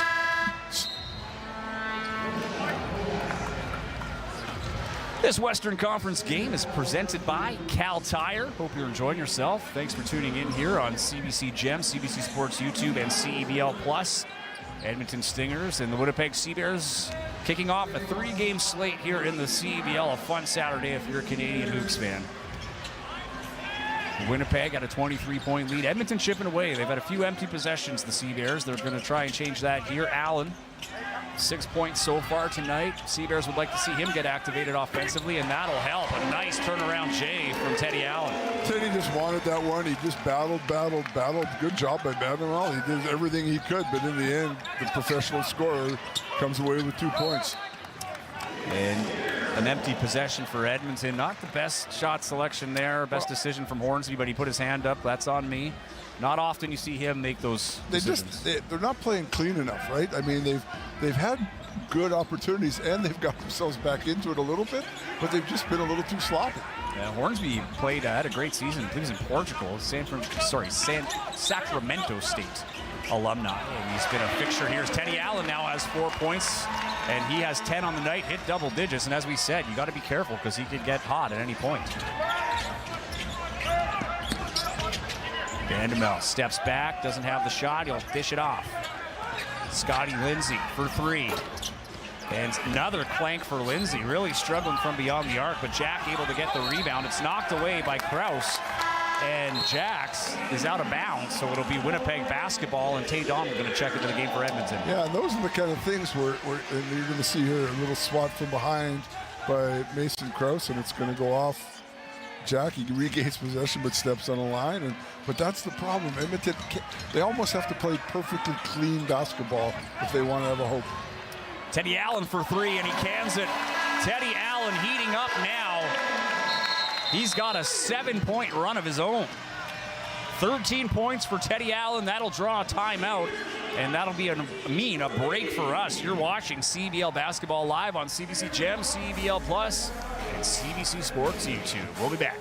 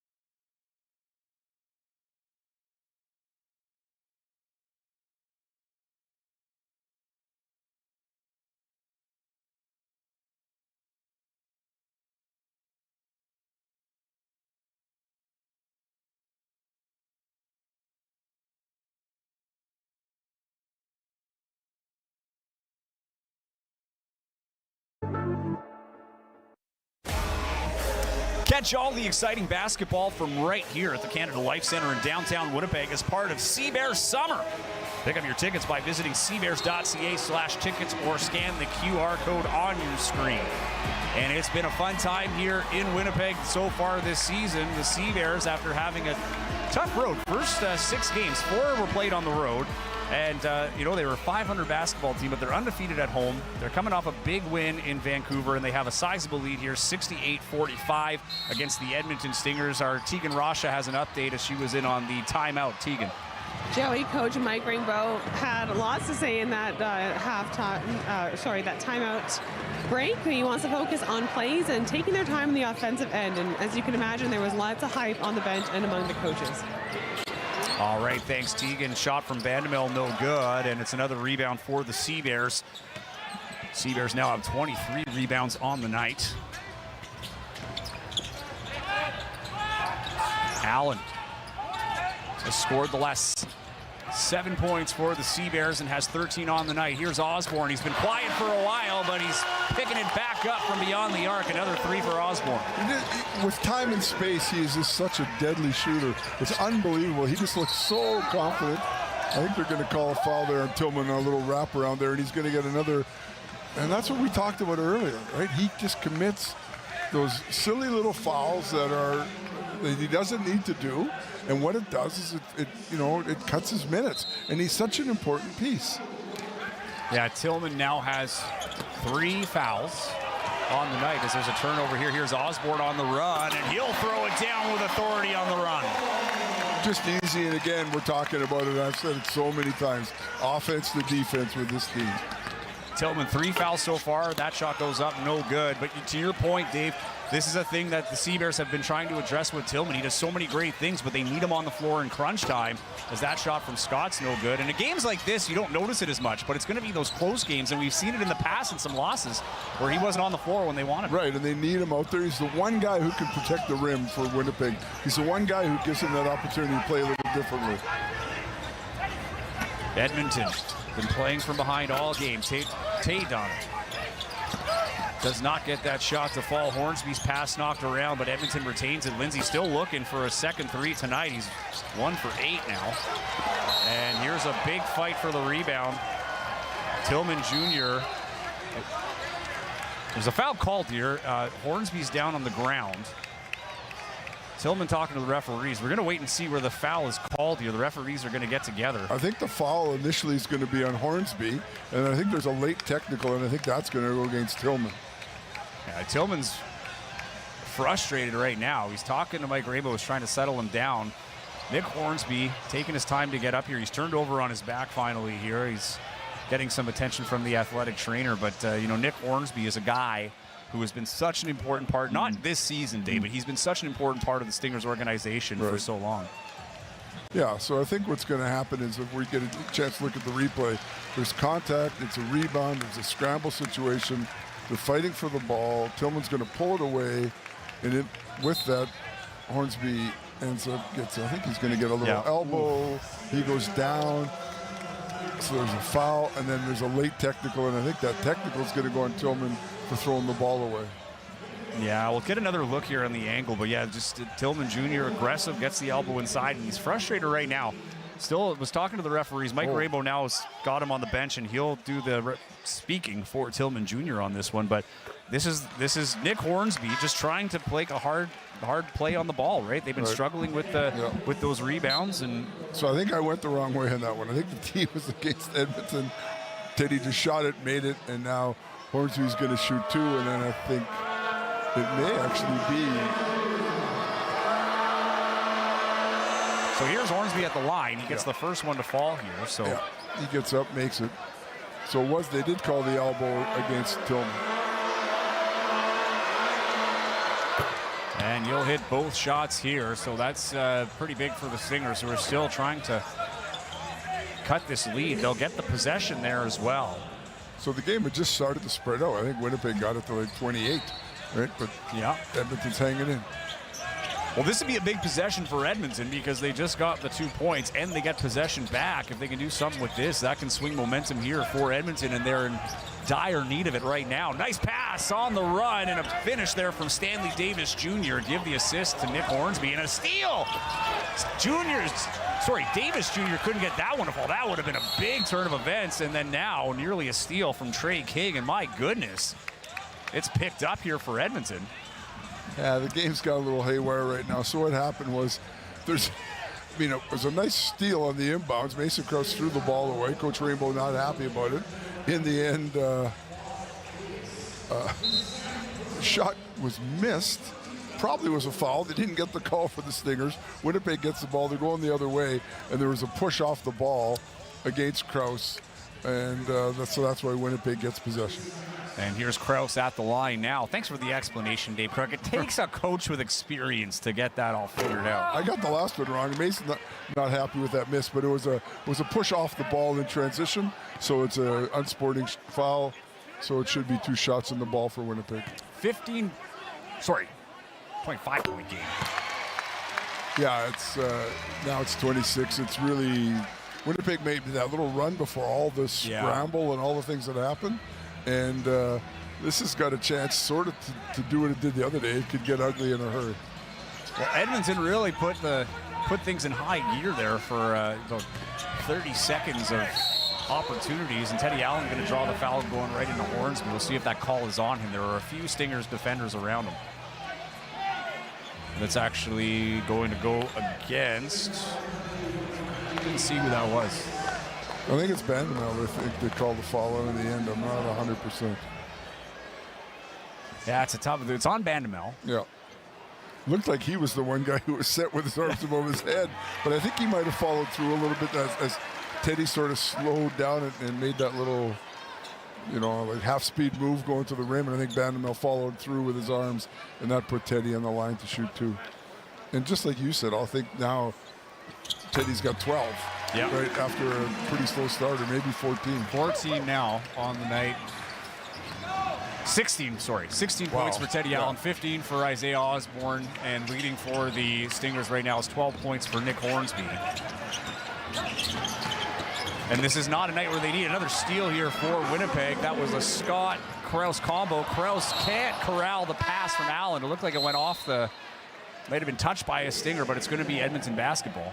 Yeah, a little nice play there. Teddy Allen tried to go cross-court. I think he's saying it got touched off the foot, but in the end, referees are going to give the ball back to... Well, here's a good look at it here. And no, that just was, it didn't look like it hit anything at all. It just goes straight out of bounds. Just went right across the top of the foot. Teddy thought it got touched, but in the end, Edmonton retains possession. Winnipeg not relenting on defense here. Full court pressure from the Sea Bears. Just token, though. Just slow them down and try to keep them in check.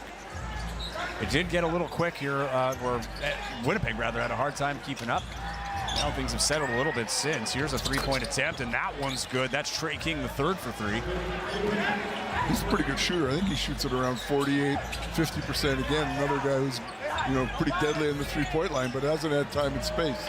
He's got 13 tonight, and the response from Teddy Buckets. Teddy Buckets. 19 points, and quick response here from Edmonton, but, slow start. He only had 6 points in the first quarter. He's got 19 now.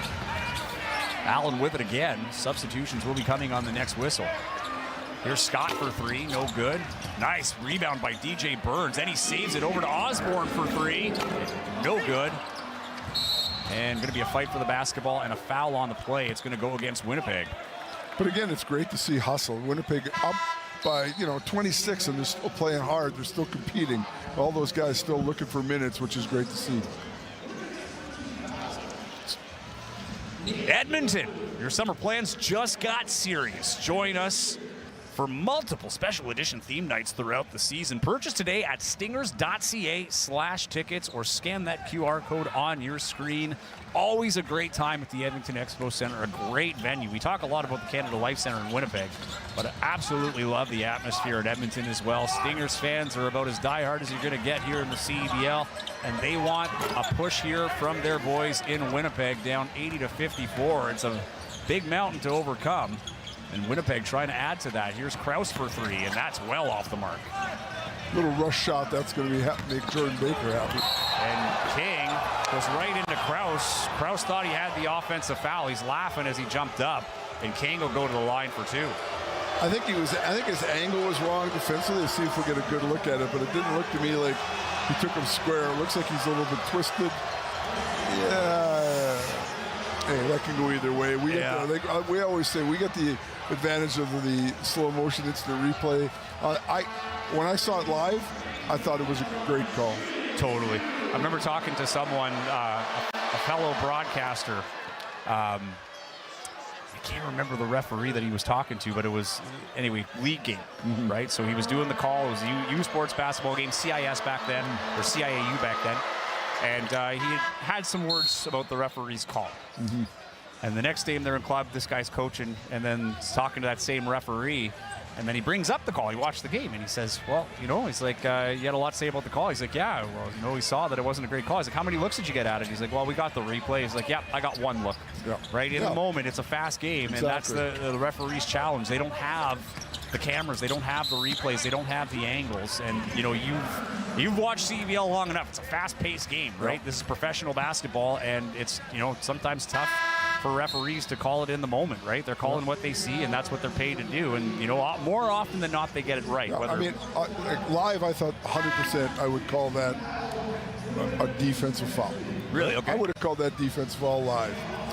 When I saw the replay, it's 50-50. It would go either way. And it's hard. This is a soccer game and went to VAR, I wouldn't overturn the call. Burns at the line here now, shooting too. But, you know, you're totally right. It's a tough one there, and that the contact is so hard too in that one that you can't have a no call, right? I think in the playoffs you might let that one go, but nonetheless, play continues. Less than a minute to play in the third quarter. Winnipeg cruising along again. They had a 33-point win against Vancouver to take over top spot in the West, and they are well on their way to stringing together a fourth straight win and remain undefeated at home. But again, they're up. They're playing defense. They're up, playing in the full court. They're putting in a shift. They're putting in an effort. But that's guys competing because they want to play. They're also playing for minutes, not just results at this point. Yeah, totally. And Nuga missing that one. And Winnipeg has been rolling along nicely. They're still waiting, as we mentioned earlier in the broadcast. Emmanuel Acott has missed a few games now with a lower body injury as Allen misses that one. A foul on the rebound. And it looks like that one is going to go against Nate Balamu. Yeah, Balamu over the top on the rebound on the far side. But again, Coach Rainbow's not going to be unhappy about that call in terms of the fact that it's effort, right? It's an effort play. You know, it wasn't the greatest shot, Teddy Allen, but he's been on a bit of a roll. You're never going to second guess him. But Balamu makes the effort. Sadly, he goes through the Stingers player, but good for Coach Baker as they get to walk down the floor with the clock stopped.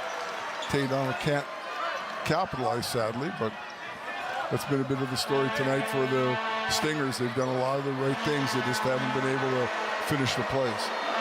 Both teams are in the penalty now. As Donald hits that one, 82-57 is your score, less than 30 seconds to play. Little gamesmanship there as Donald let the ball sail by his foot. Not going to give the Seabirds any more favors. They don't need any right now. Donald jumping in on McGowan's. Good defensive play here. Great pressure from Edmonton.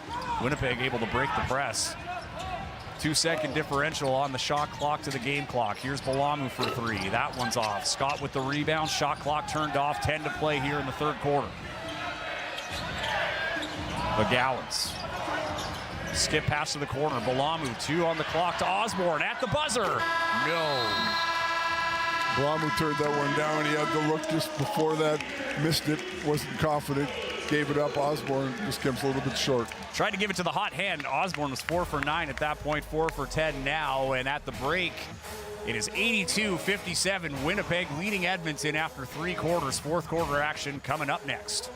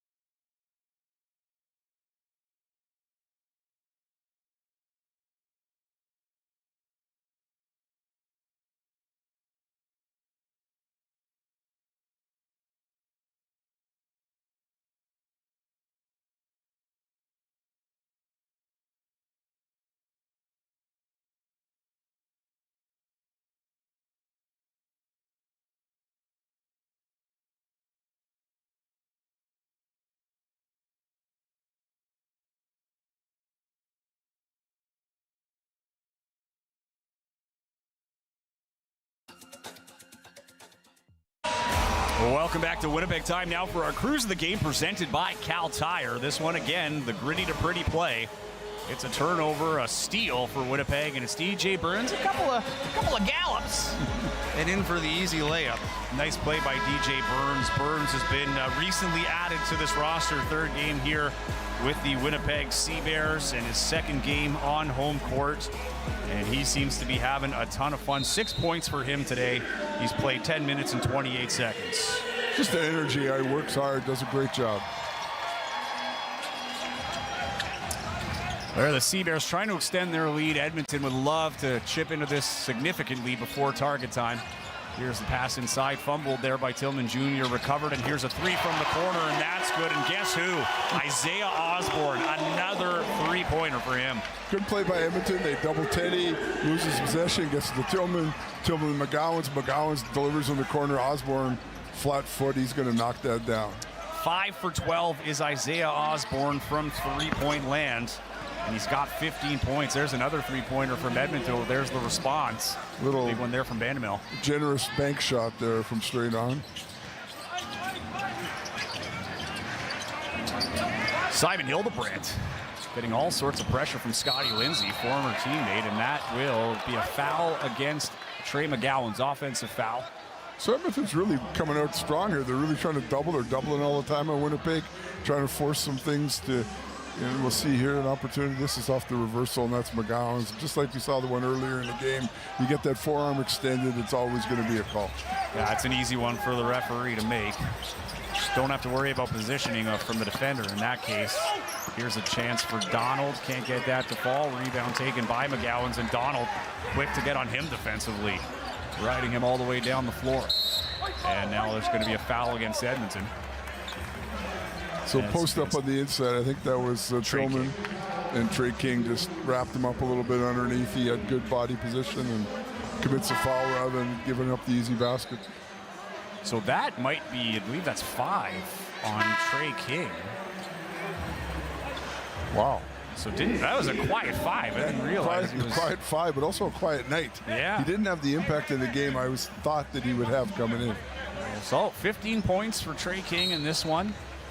2 rebounds and assists, 3 turnovers to go with that, though. But I think if Edmonton was going to come in here and win, they needed a little bit more from him. Well, now they will play on without him. Here's a skip pass over to Donald. Donald for 3.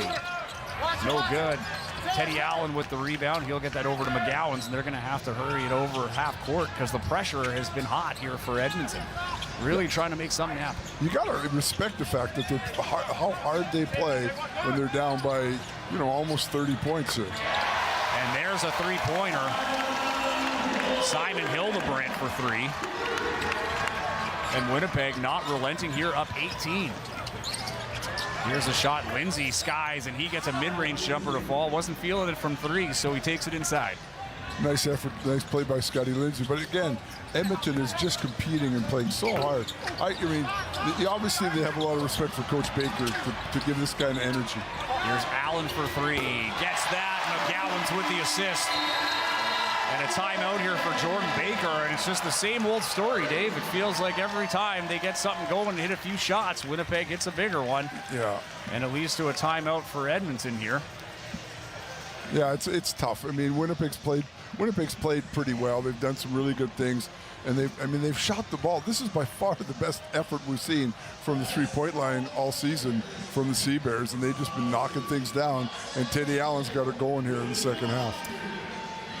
Well, the second game of the road trip coming up here for the Edmonton Stingers. They head to Saskatoon, where Tavian Dunn-Martin, one of the most electric guards in this league, and the Mambo await. Action begins this Wednesday at the SaskTel Center. Tip-off there, 7:30 Sask time and Mountain Time. Love time changes in Saskatchewan. Always gets you thinking.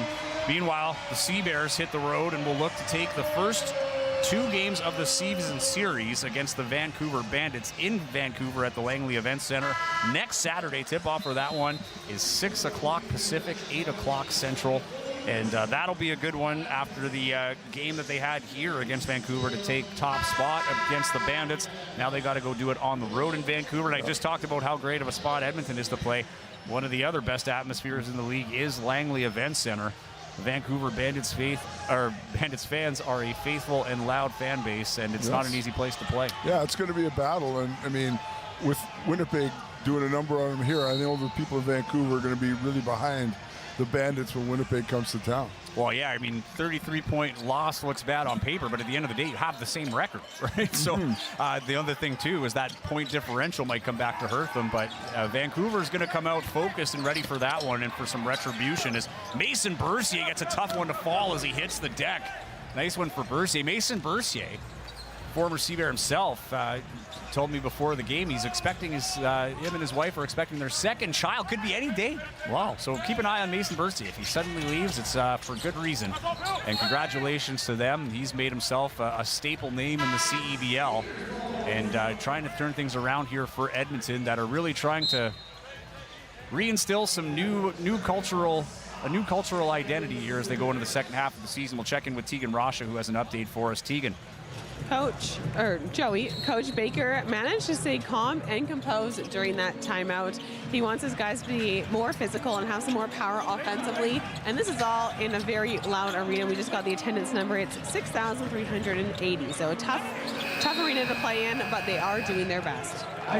Foul there. Isaiah Osborne will go to line 2. And as you said, Tegan, when you were talking to him in the interview, right, like he was talking about the need to be supportive of people, so of the team and reinforcing the positives and practicing what he's preaching here. And it's not easy, Dave Crook. I mean, when you're going through a loss like this, and we've seen teams get blown out in here before. It doesn't happen too often. Like they're usually close games, but the emotions can take over. And as you mentioned, a seasoned veteran and a pro here, now in his fourth year coaching the Edmonton Stingers. He was a player here before. He's won championships as a player with the Edmonton Stingers. Basketball royalty in Edmonton and in Alberta. So, really doing a good job here, trying to focus on the tasks at hand that go beyond the scoreboard right now, because as we mentioned, halfway through the season, you got to start making those changes to put a push here for the playoffs. Right, and a guy who's super committed to this league, right? Big time. I think he's part of the ownership group now in Edmonton. He really he believes in the CEBL. And I mean, for good reason. Here's a guy, one of the many, who's never didn't grow up with pro basketball across the country. And, here he is, had an opportunity to play. Now he's coaching, and there's a whole new generation of kids that have an opportunity to play here. So he's a bit of a steward, too, of the game here, not only of the CEBL, but the game, particularly in Alberta. And I think he does a great job at that. Here's a steal for Mason Bercier. He'll go down the other way to Bandemel, who's got some speed, and he'll lay that in over Krause. And again, the double teams that Edmonton's doing are giving the Seabears a little bit of problem, which is great. I mean, they keep making adjustments. They keep trying to make things happen. They're not sitting back. They're not accepting the loss.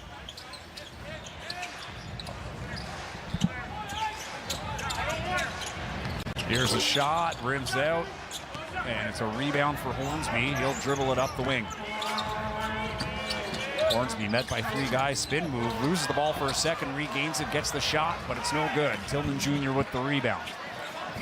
Tillman Jr. playing with 4 fouls here, as we are now less than 2 minutes away from the target score window. Mason Bercier a little frustrated with this call. And again, it's Edmonton being proactive. They're trying to double. They're trying to make something happen, trying to put Winnipeg in jeopardy. And in the end, they get called for a little reach in. And it's going to happen sometimes when you're trapping, right? You just get a little over anxious. There's a little body contact, a little arm gets stuck in there. I know that the Stingers don't agree, but it's tough. Yeah, and that one was on Emmanuel Vandemel, not Bercier. Bercier was frustrated with the call, though, and he's got a rebound here, and he'll lead the charge for Edmonton. Bercier, the Kelowna, BC native, played the last part of his university basketball at Trinity Western in Langley. Here's King now going up. He has the ball swatted, trying to chase it down, but it's corralled by the Seabears. Krause in trouble, but he gets it off to Osborne. Here's Osborne. Picks up the dribble. Nice fadeaway, but he can't get the friendly bounce, and it's another rebound for Edmonton. Hornsby on the run. Skip pass to the corner. Lindsay thought about it. Now he finds a lane on Krause. Goes up. 2 points and the foul. Scotty Lindsay getting activated here in the fourth quarter. And that's exactly what Winnipeg wants to have happen. They want to contest things on the perimeter. Krause on the hard closeout.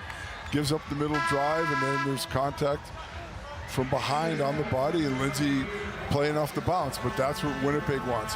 Edmonton would much rather see Scotty Lindsay stand on the perimeter, knock down the three. What Winnipeg wants is Scotty Lindsay putting on the deck. The problem is he made the play and converted.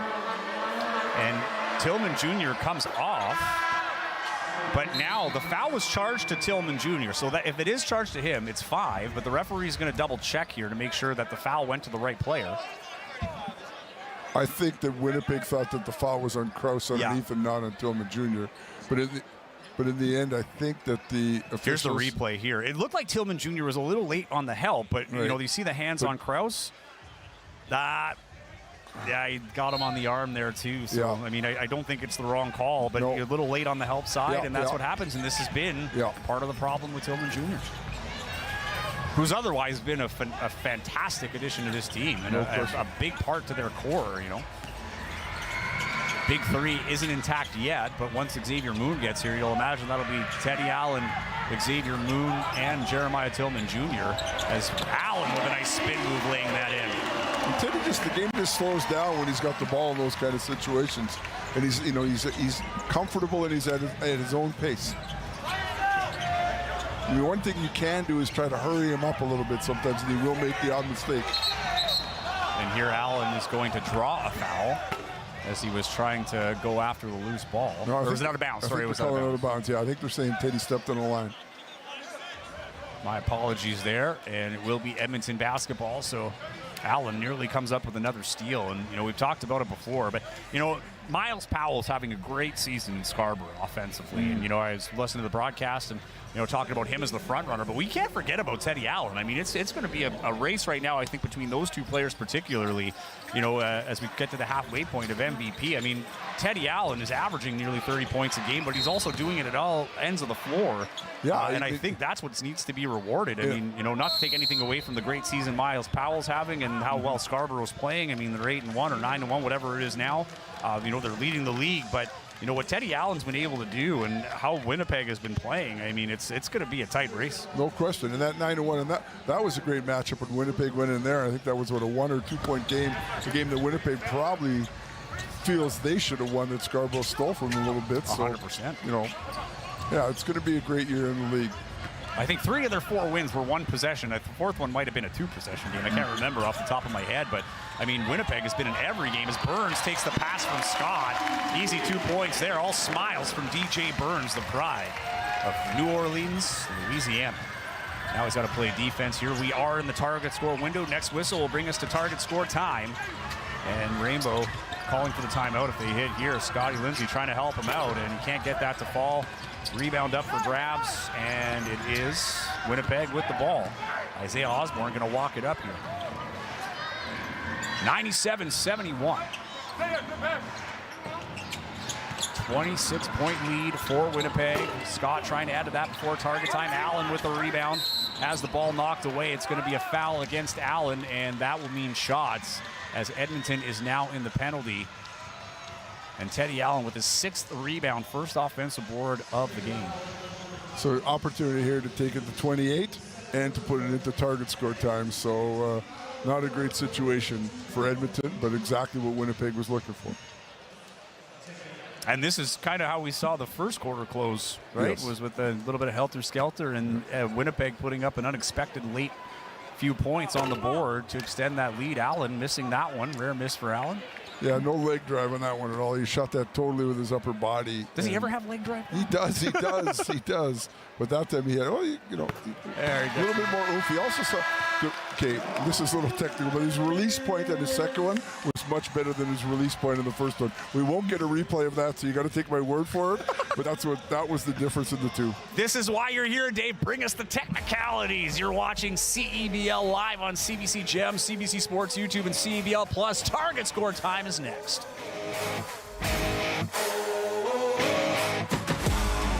Let's bring it on. It's game time. It's showtime. And it's Gross, Nick Hornsby. Here's Oakland for the win. You gotta love a Canadian goose. Two hands. Me. Oh, what a block from behind.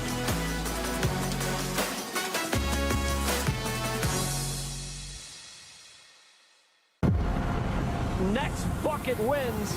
Target score time is the best time of a game. The energy, the drama, And anything can happen. Oh my goodness! Can you believe this guy? big players step up in big time. He is cooking.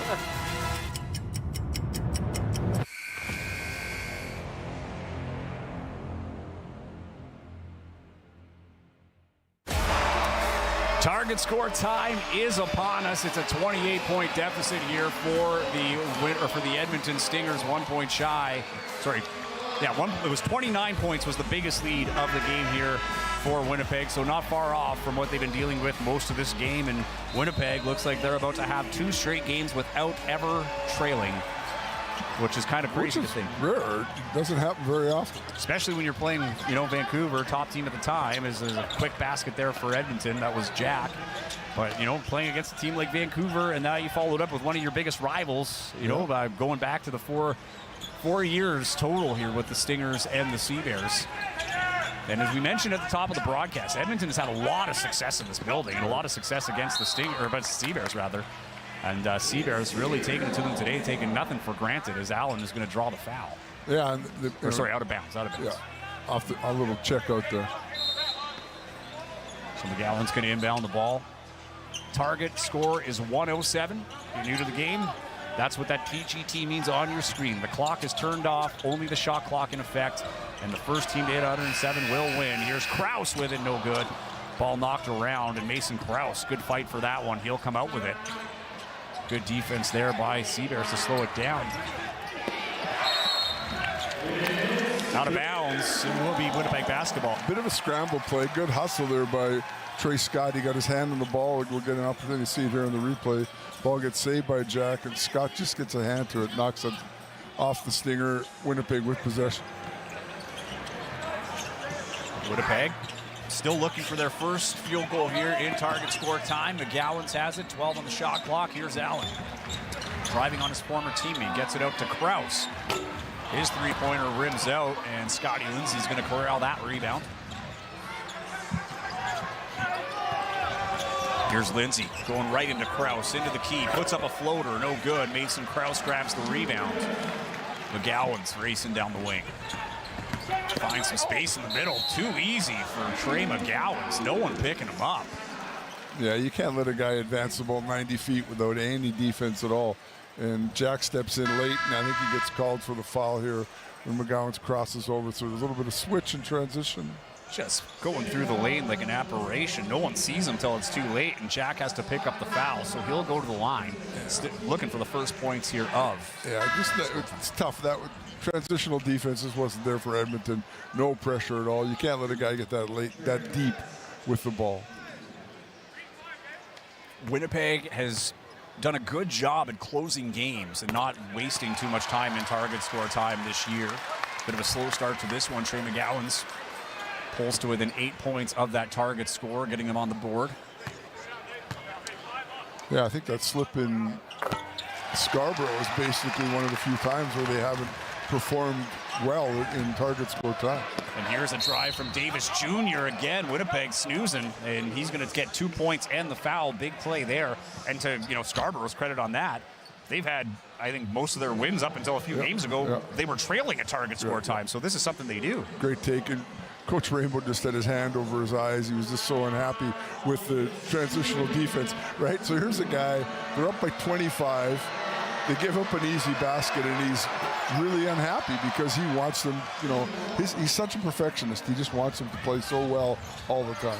And he is also a habits guy, very habitual in terms of you don't want to develop bad habits, because sometimes it can happen when you're losing, but also when you're winning. You get a little bit, laid back, and you're not as sharp, and it can lead to issues down the road. Krause for three, and he cans it in the face of Mason Bercier. That's Mason's third look here in target score time from the three-point line. Finally made one. 4 points away from the target are the CEBLs. Hornsby trying to dig into the deficit. No good, but he draws the foul. And the CEBLs, again, acting the way they're carrying themselves, right? It's like it's a one-point ball game. They're not paying attention to the score. They're not taking anything for granted. They're frustrated with calls they feel don't go there, that shouldn't go there, or should have went their way, I should say. But, it goes to the culture that he's developed, Rainbow. Not that should have gone their way, but how they feel should have Exactly. That's a key term. How they feel it should have went. But that is the Mike Rainbow effect, right? Yes, is that ability. It's the score is always 0-0 until that game is done. Right? Until that target is hit. Yeah. Take nothing for granted. Yeah. And Hornsby hits that one. 103-76. So Seabears just need a couple of possessions to close this one. Osborne with the drive, reverse laying around Hornsby. Beautiful finish from Isaiah Osborne. Hornsby. Skip pass to the corner. Davis Jr. for three, and he cans that one. Winnipeg with a chance to win it here. 105-79. They lead 107 is the target score. Trey McGowans has the ball. Over to Isaiah Osborne. He has 2 target score winners already this year. Here he is in his 4th game with Winnipeg. Into the key. Pulls up. No good. And Tay Donald going to corral that rebound. Donald to Hornsby. Here's Mason Bercier for 3. And he cans that one. Long way to go here. They need another stop. Can they get it? Trey McGowan's pushing the pace. But to slow it down and get set up here, Teddy Allen asking for the ball. He wants to put this one away. Here he is on Bercier, the former teammates. Allen looking for space. 11 seconds on the shot clock. He puts it up, and that's no good. Hornsby with the rebound. And here comes Edmonton. Make that a 6-0 run for the Stingers. Davis Jr. getting that one to fall. Allen going to slowly dribble up the ball here. Fans on their feet, smelling another win. Here's Allen on Bercier. Over to McGowan's. McGowan's into Bercier. He's got space. Kicks it out to Osborne for the win! No! McGowan's chases down the rebound, but it's Edmonton corralling it. Good effort here from Edmonton. Long stretch pass and another dunk. This time from Trey King, and we made the mistake earlier. He had 4 fouls on him. He's playing with 4 fouls right now. Here's McGowan's trying to close it again for the Seabears. Winnipeg's sort of frustrated. There's nothing easy. Edmonton's still playing real hard. Here's Osborne with the drive. Can he close it? This is the first attempt. Second attempt misses 2. And Edmonton dribbles out of bounds. Unfortunate bounce for the Stingers, who are on an 8-0 run. Well, part of the problem now for Winnipeg is they've gone away from what they've done all game long, what they've done for 2 games, where there's no team basketball. It's almost just one-on-one right now, and they're just trying to find a way to win the game by making an individual effort instead of executing the way they need to execute. And here's a timeout from head coach Jordan Baker. And good timeout here is Winnipeg will have the ball at the baseline. But you're totally right. This is a little uncharacteristic from what we're used to with the Seabears this season, where they've been, very into their game. They haven't strayed away from it normally at this time. Now, this is natural for the CEBL. I mean, when you have the lead, sometimes it's, guys smell that chance to play hero. It's a unique part of the CEBL. And sometimes when you're playing with that lead, the pressure kind of can fall on you a little bit to close it. Yeah, and I think they had an opportunity. They were up 25. Yep. All they needed was one hoop. So they have a couple one-on-one possessions. They don't play well together. Edmonton comes back, scores 5, and now it's 20 or 19. And so Edmonton's chipped back a little bit. What Jordan Baker's trying to do is just give his guys a rest, see if they can make a stop here, make a little bit of run. That's the only way they're going to be able to come back in this one. The problem for Jordan Baker is right now gives Coach Rainbow an opportunity to draw something up, come out of this timeout, see if they can get something easy, which is something that, and not to focus on moral victories, though, but at the end of the day, you want to make Winnipeg sweat. If you're not going to win this game, you want to make sure you're building up momentum and show that you can compete. They've done that, and I think, Winnipeg is frustrated. You can see the body language coming off that they were unhappy with themselves for the way they'd executed in the last couple minutes. But they made some errors, and like I said, we hadn't seen that sort of individualism from them most of the season, and we saw it there for a couple minutes. Well, let's see if they can close it out now. Ball at the baseline. Here's McGowan's inbounding. Looking for Teddy Allen. No good. He's going to skip it out here. Out of the reach of Scott. Osborne saves it. Gets it to Scott. Helter-skelter here from the Seabears. Allen for 3 in the game. No. Rebound for McGowan's. Shot clock is at 10. McGowan's has it. They have options here. Who will take the game? McGowan's going to drive inside. Edmonton collapsing. Great defense by the Stingers. And this is going to be a shot clock violation if they don't get the jump ball. Referees are going to look at this one over. No, I think they're going to call shot clock violation.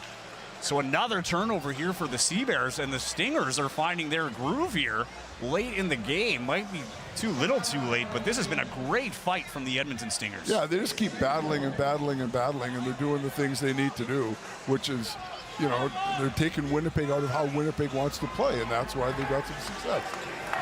They've gotten the deficit. They've trailed by as much as 29. Now they've got it to under 20. It's a 19-point deficit. Here's a drive now. Skipped out Hornsby.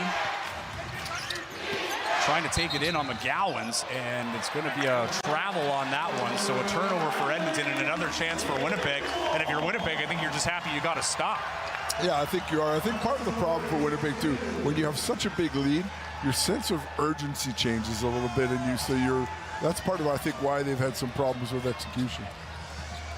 Here we go again.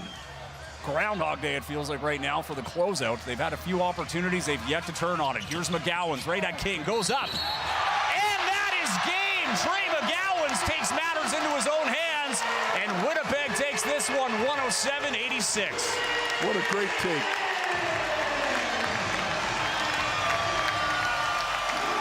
And the CEBLs remain undefeated at home. They've now won 4 straight.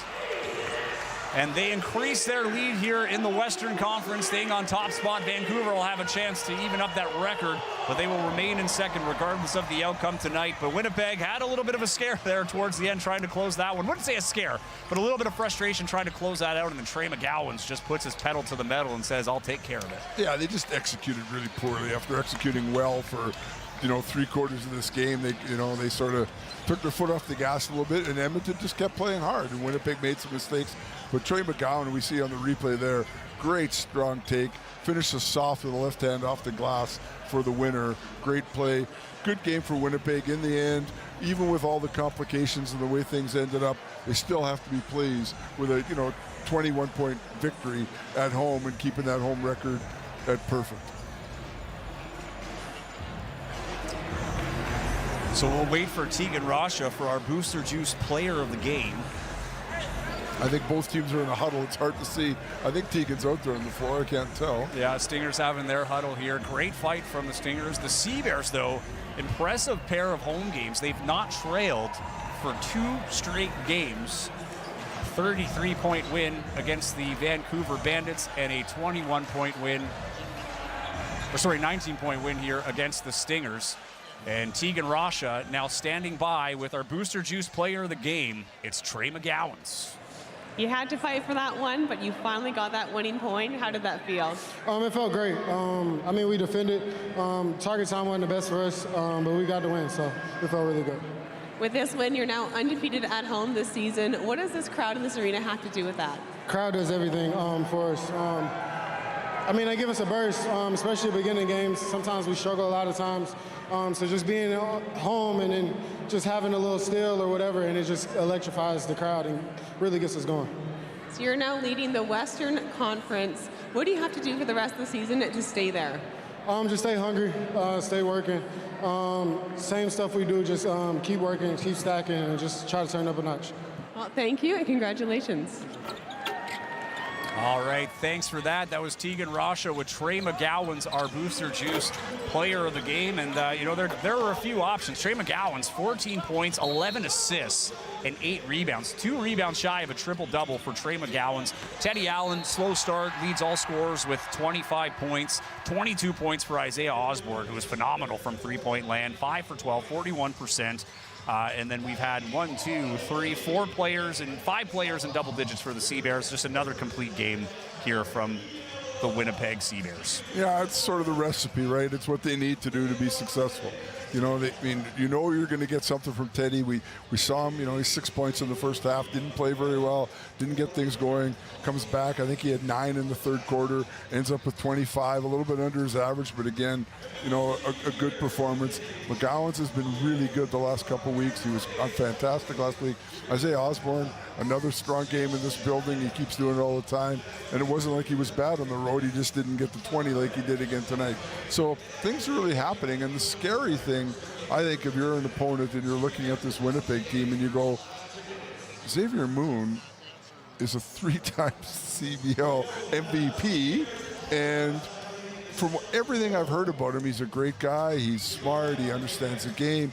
He's going to fit in. He's not going to try to, dominate. He's just going to come in and be another piece. And if that happens, I tell you, I don't know. They could be a juggernaut. Well, and more NBA experience, right? Here's a guy who's played for the LA Clippers. Lineage in the NBA. His uncle played for the Toronto Raptors. He was in the dunk competition. Jamario Moon, many may remember. But no, this is a dangerous team, and it looks like they're only going to get more dangerous. Yeah. And as we said, Xavier Moon is here. He's practicing. He's working out. He's just waiting for the green light that he can join the team, and the Sea Bears can't wait to get him involved. For this Edmonton Stingers, Trey King led the Stingers in scoring with 17 points, 3 rebounds and an assist. Nick Hornsby, 15 points, 5 boards, 4 assists. But just not enough for the Stingers. They really were able to pull it together. I think if you're head coach Jordan Baker, you're happy with the fight. But at the end of the day, you got to get the win. I think we're going to take a quick break, and then we will come back to wrap this all up. But the Winnipeg Sea Bears with another win, still undefeated at home, taking this one 107-86.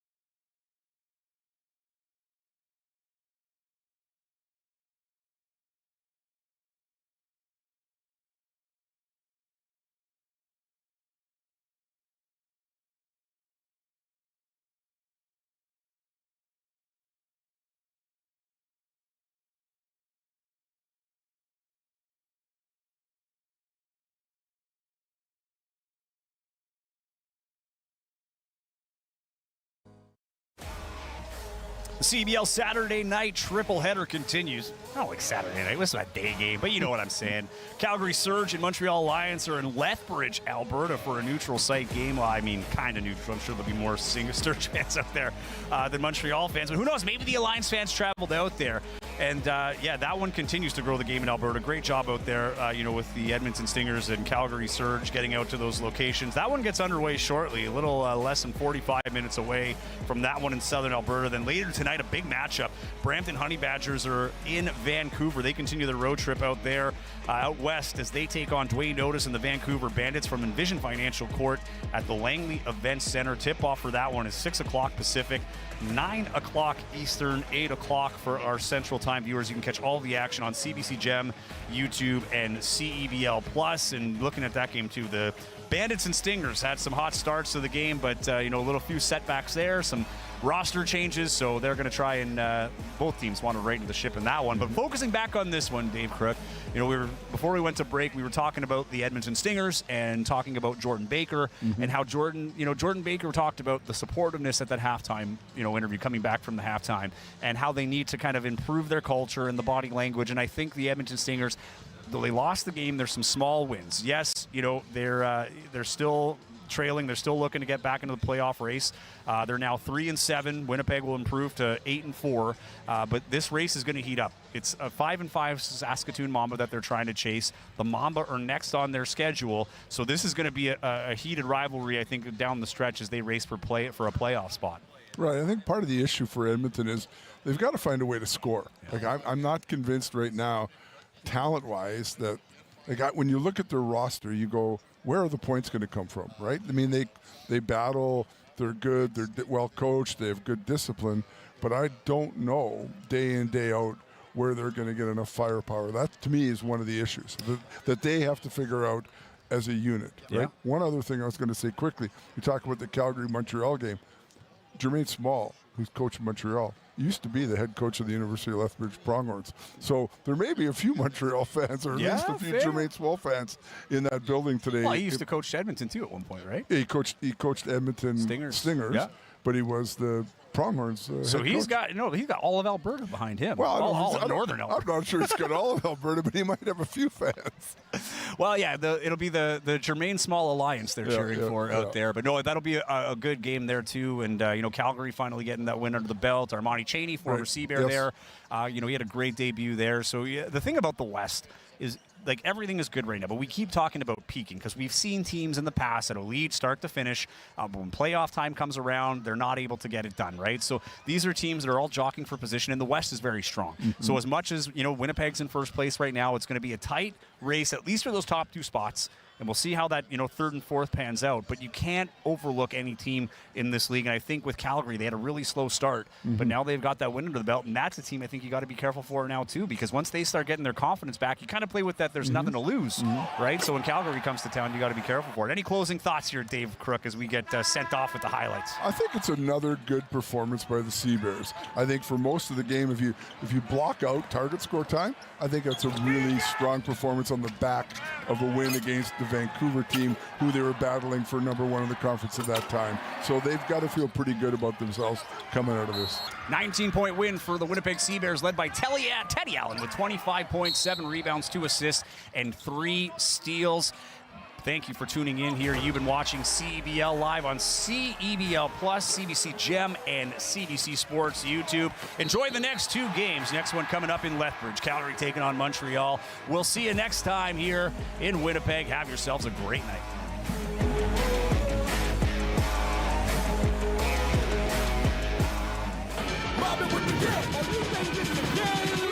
Knock 'em out the run, knock 'em out the run, knock 'em out the run, knock 'em out the run, knock 'em out the run, knock 'em out the run, knock 'em out the run with your head top down for some action.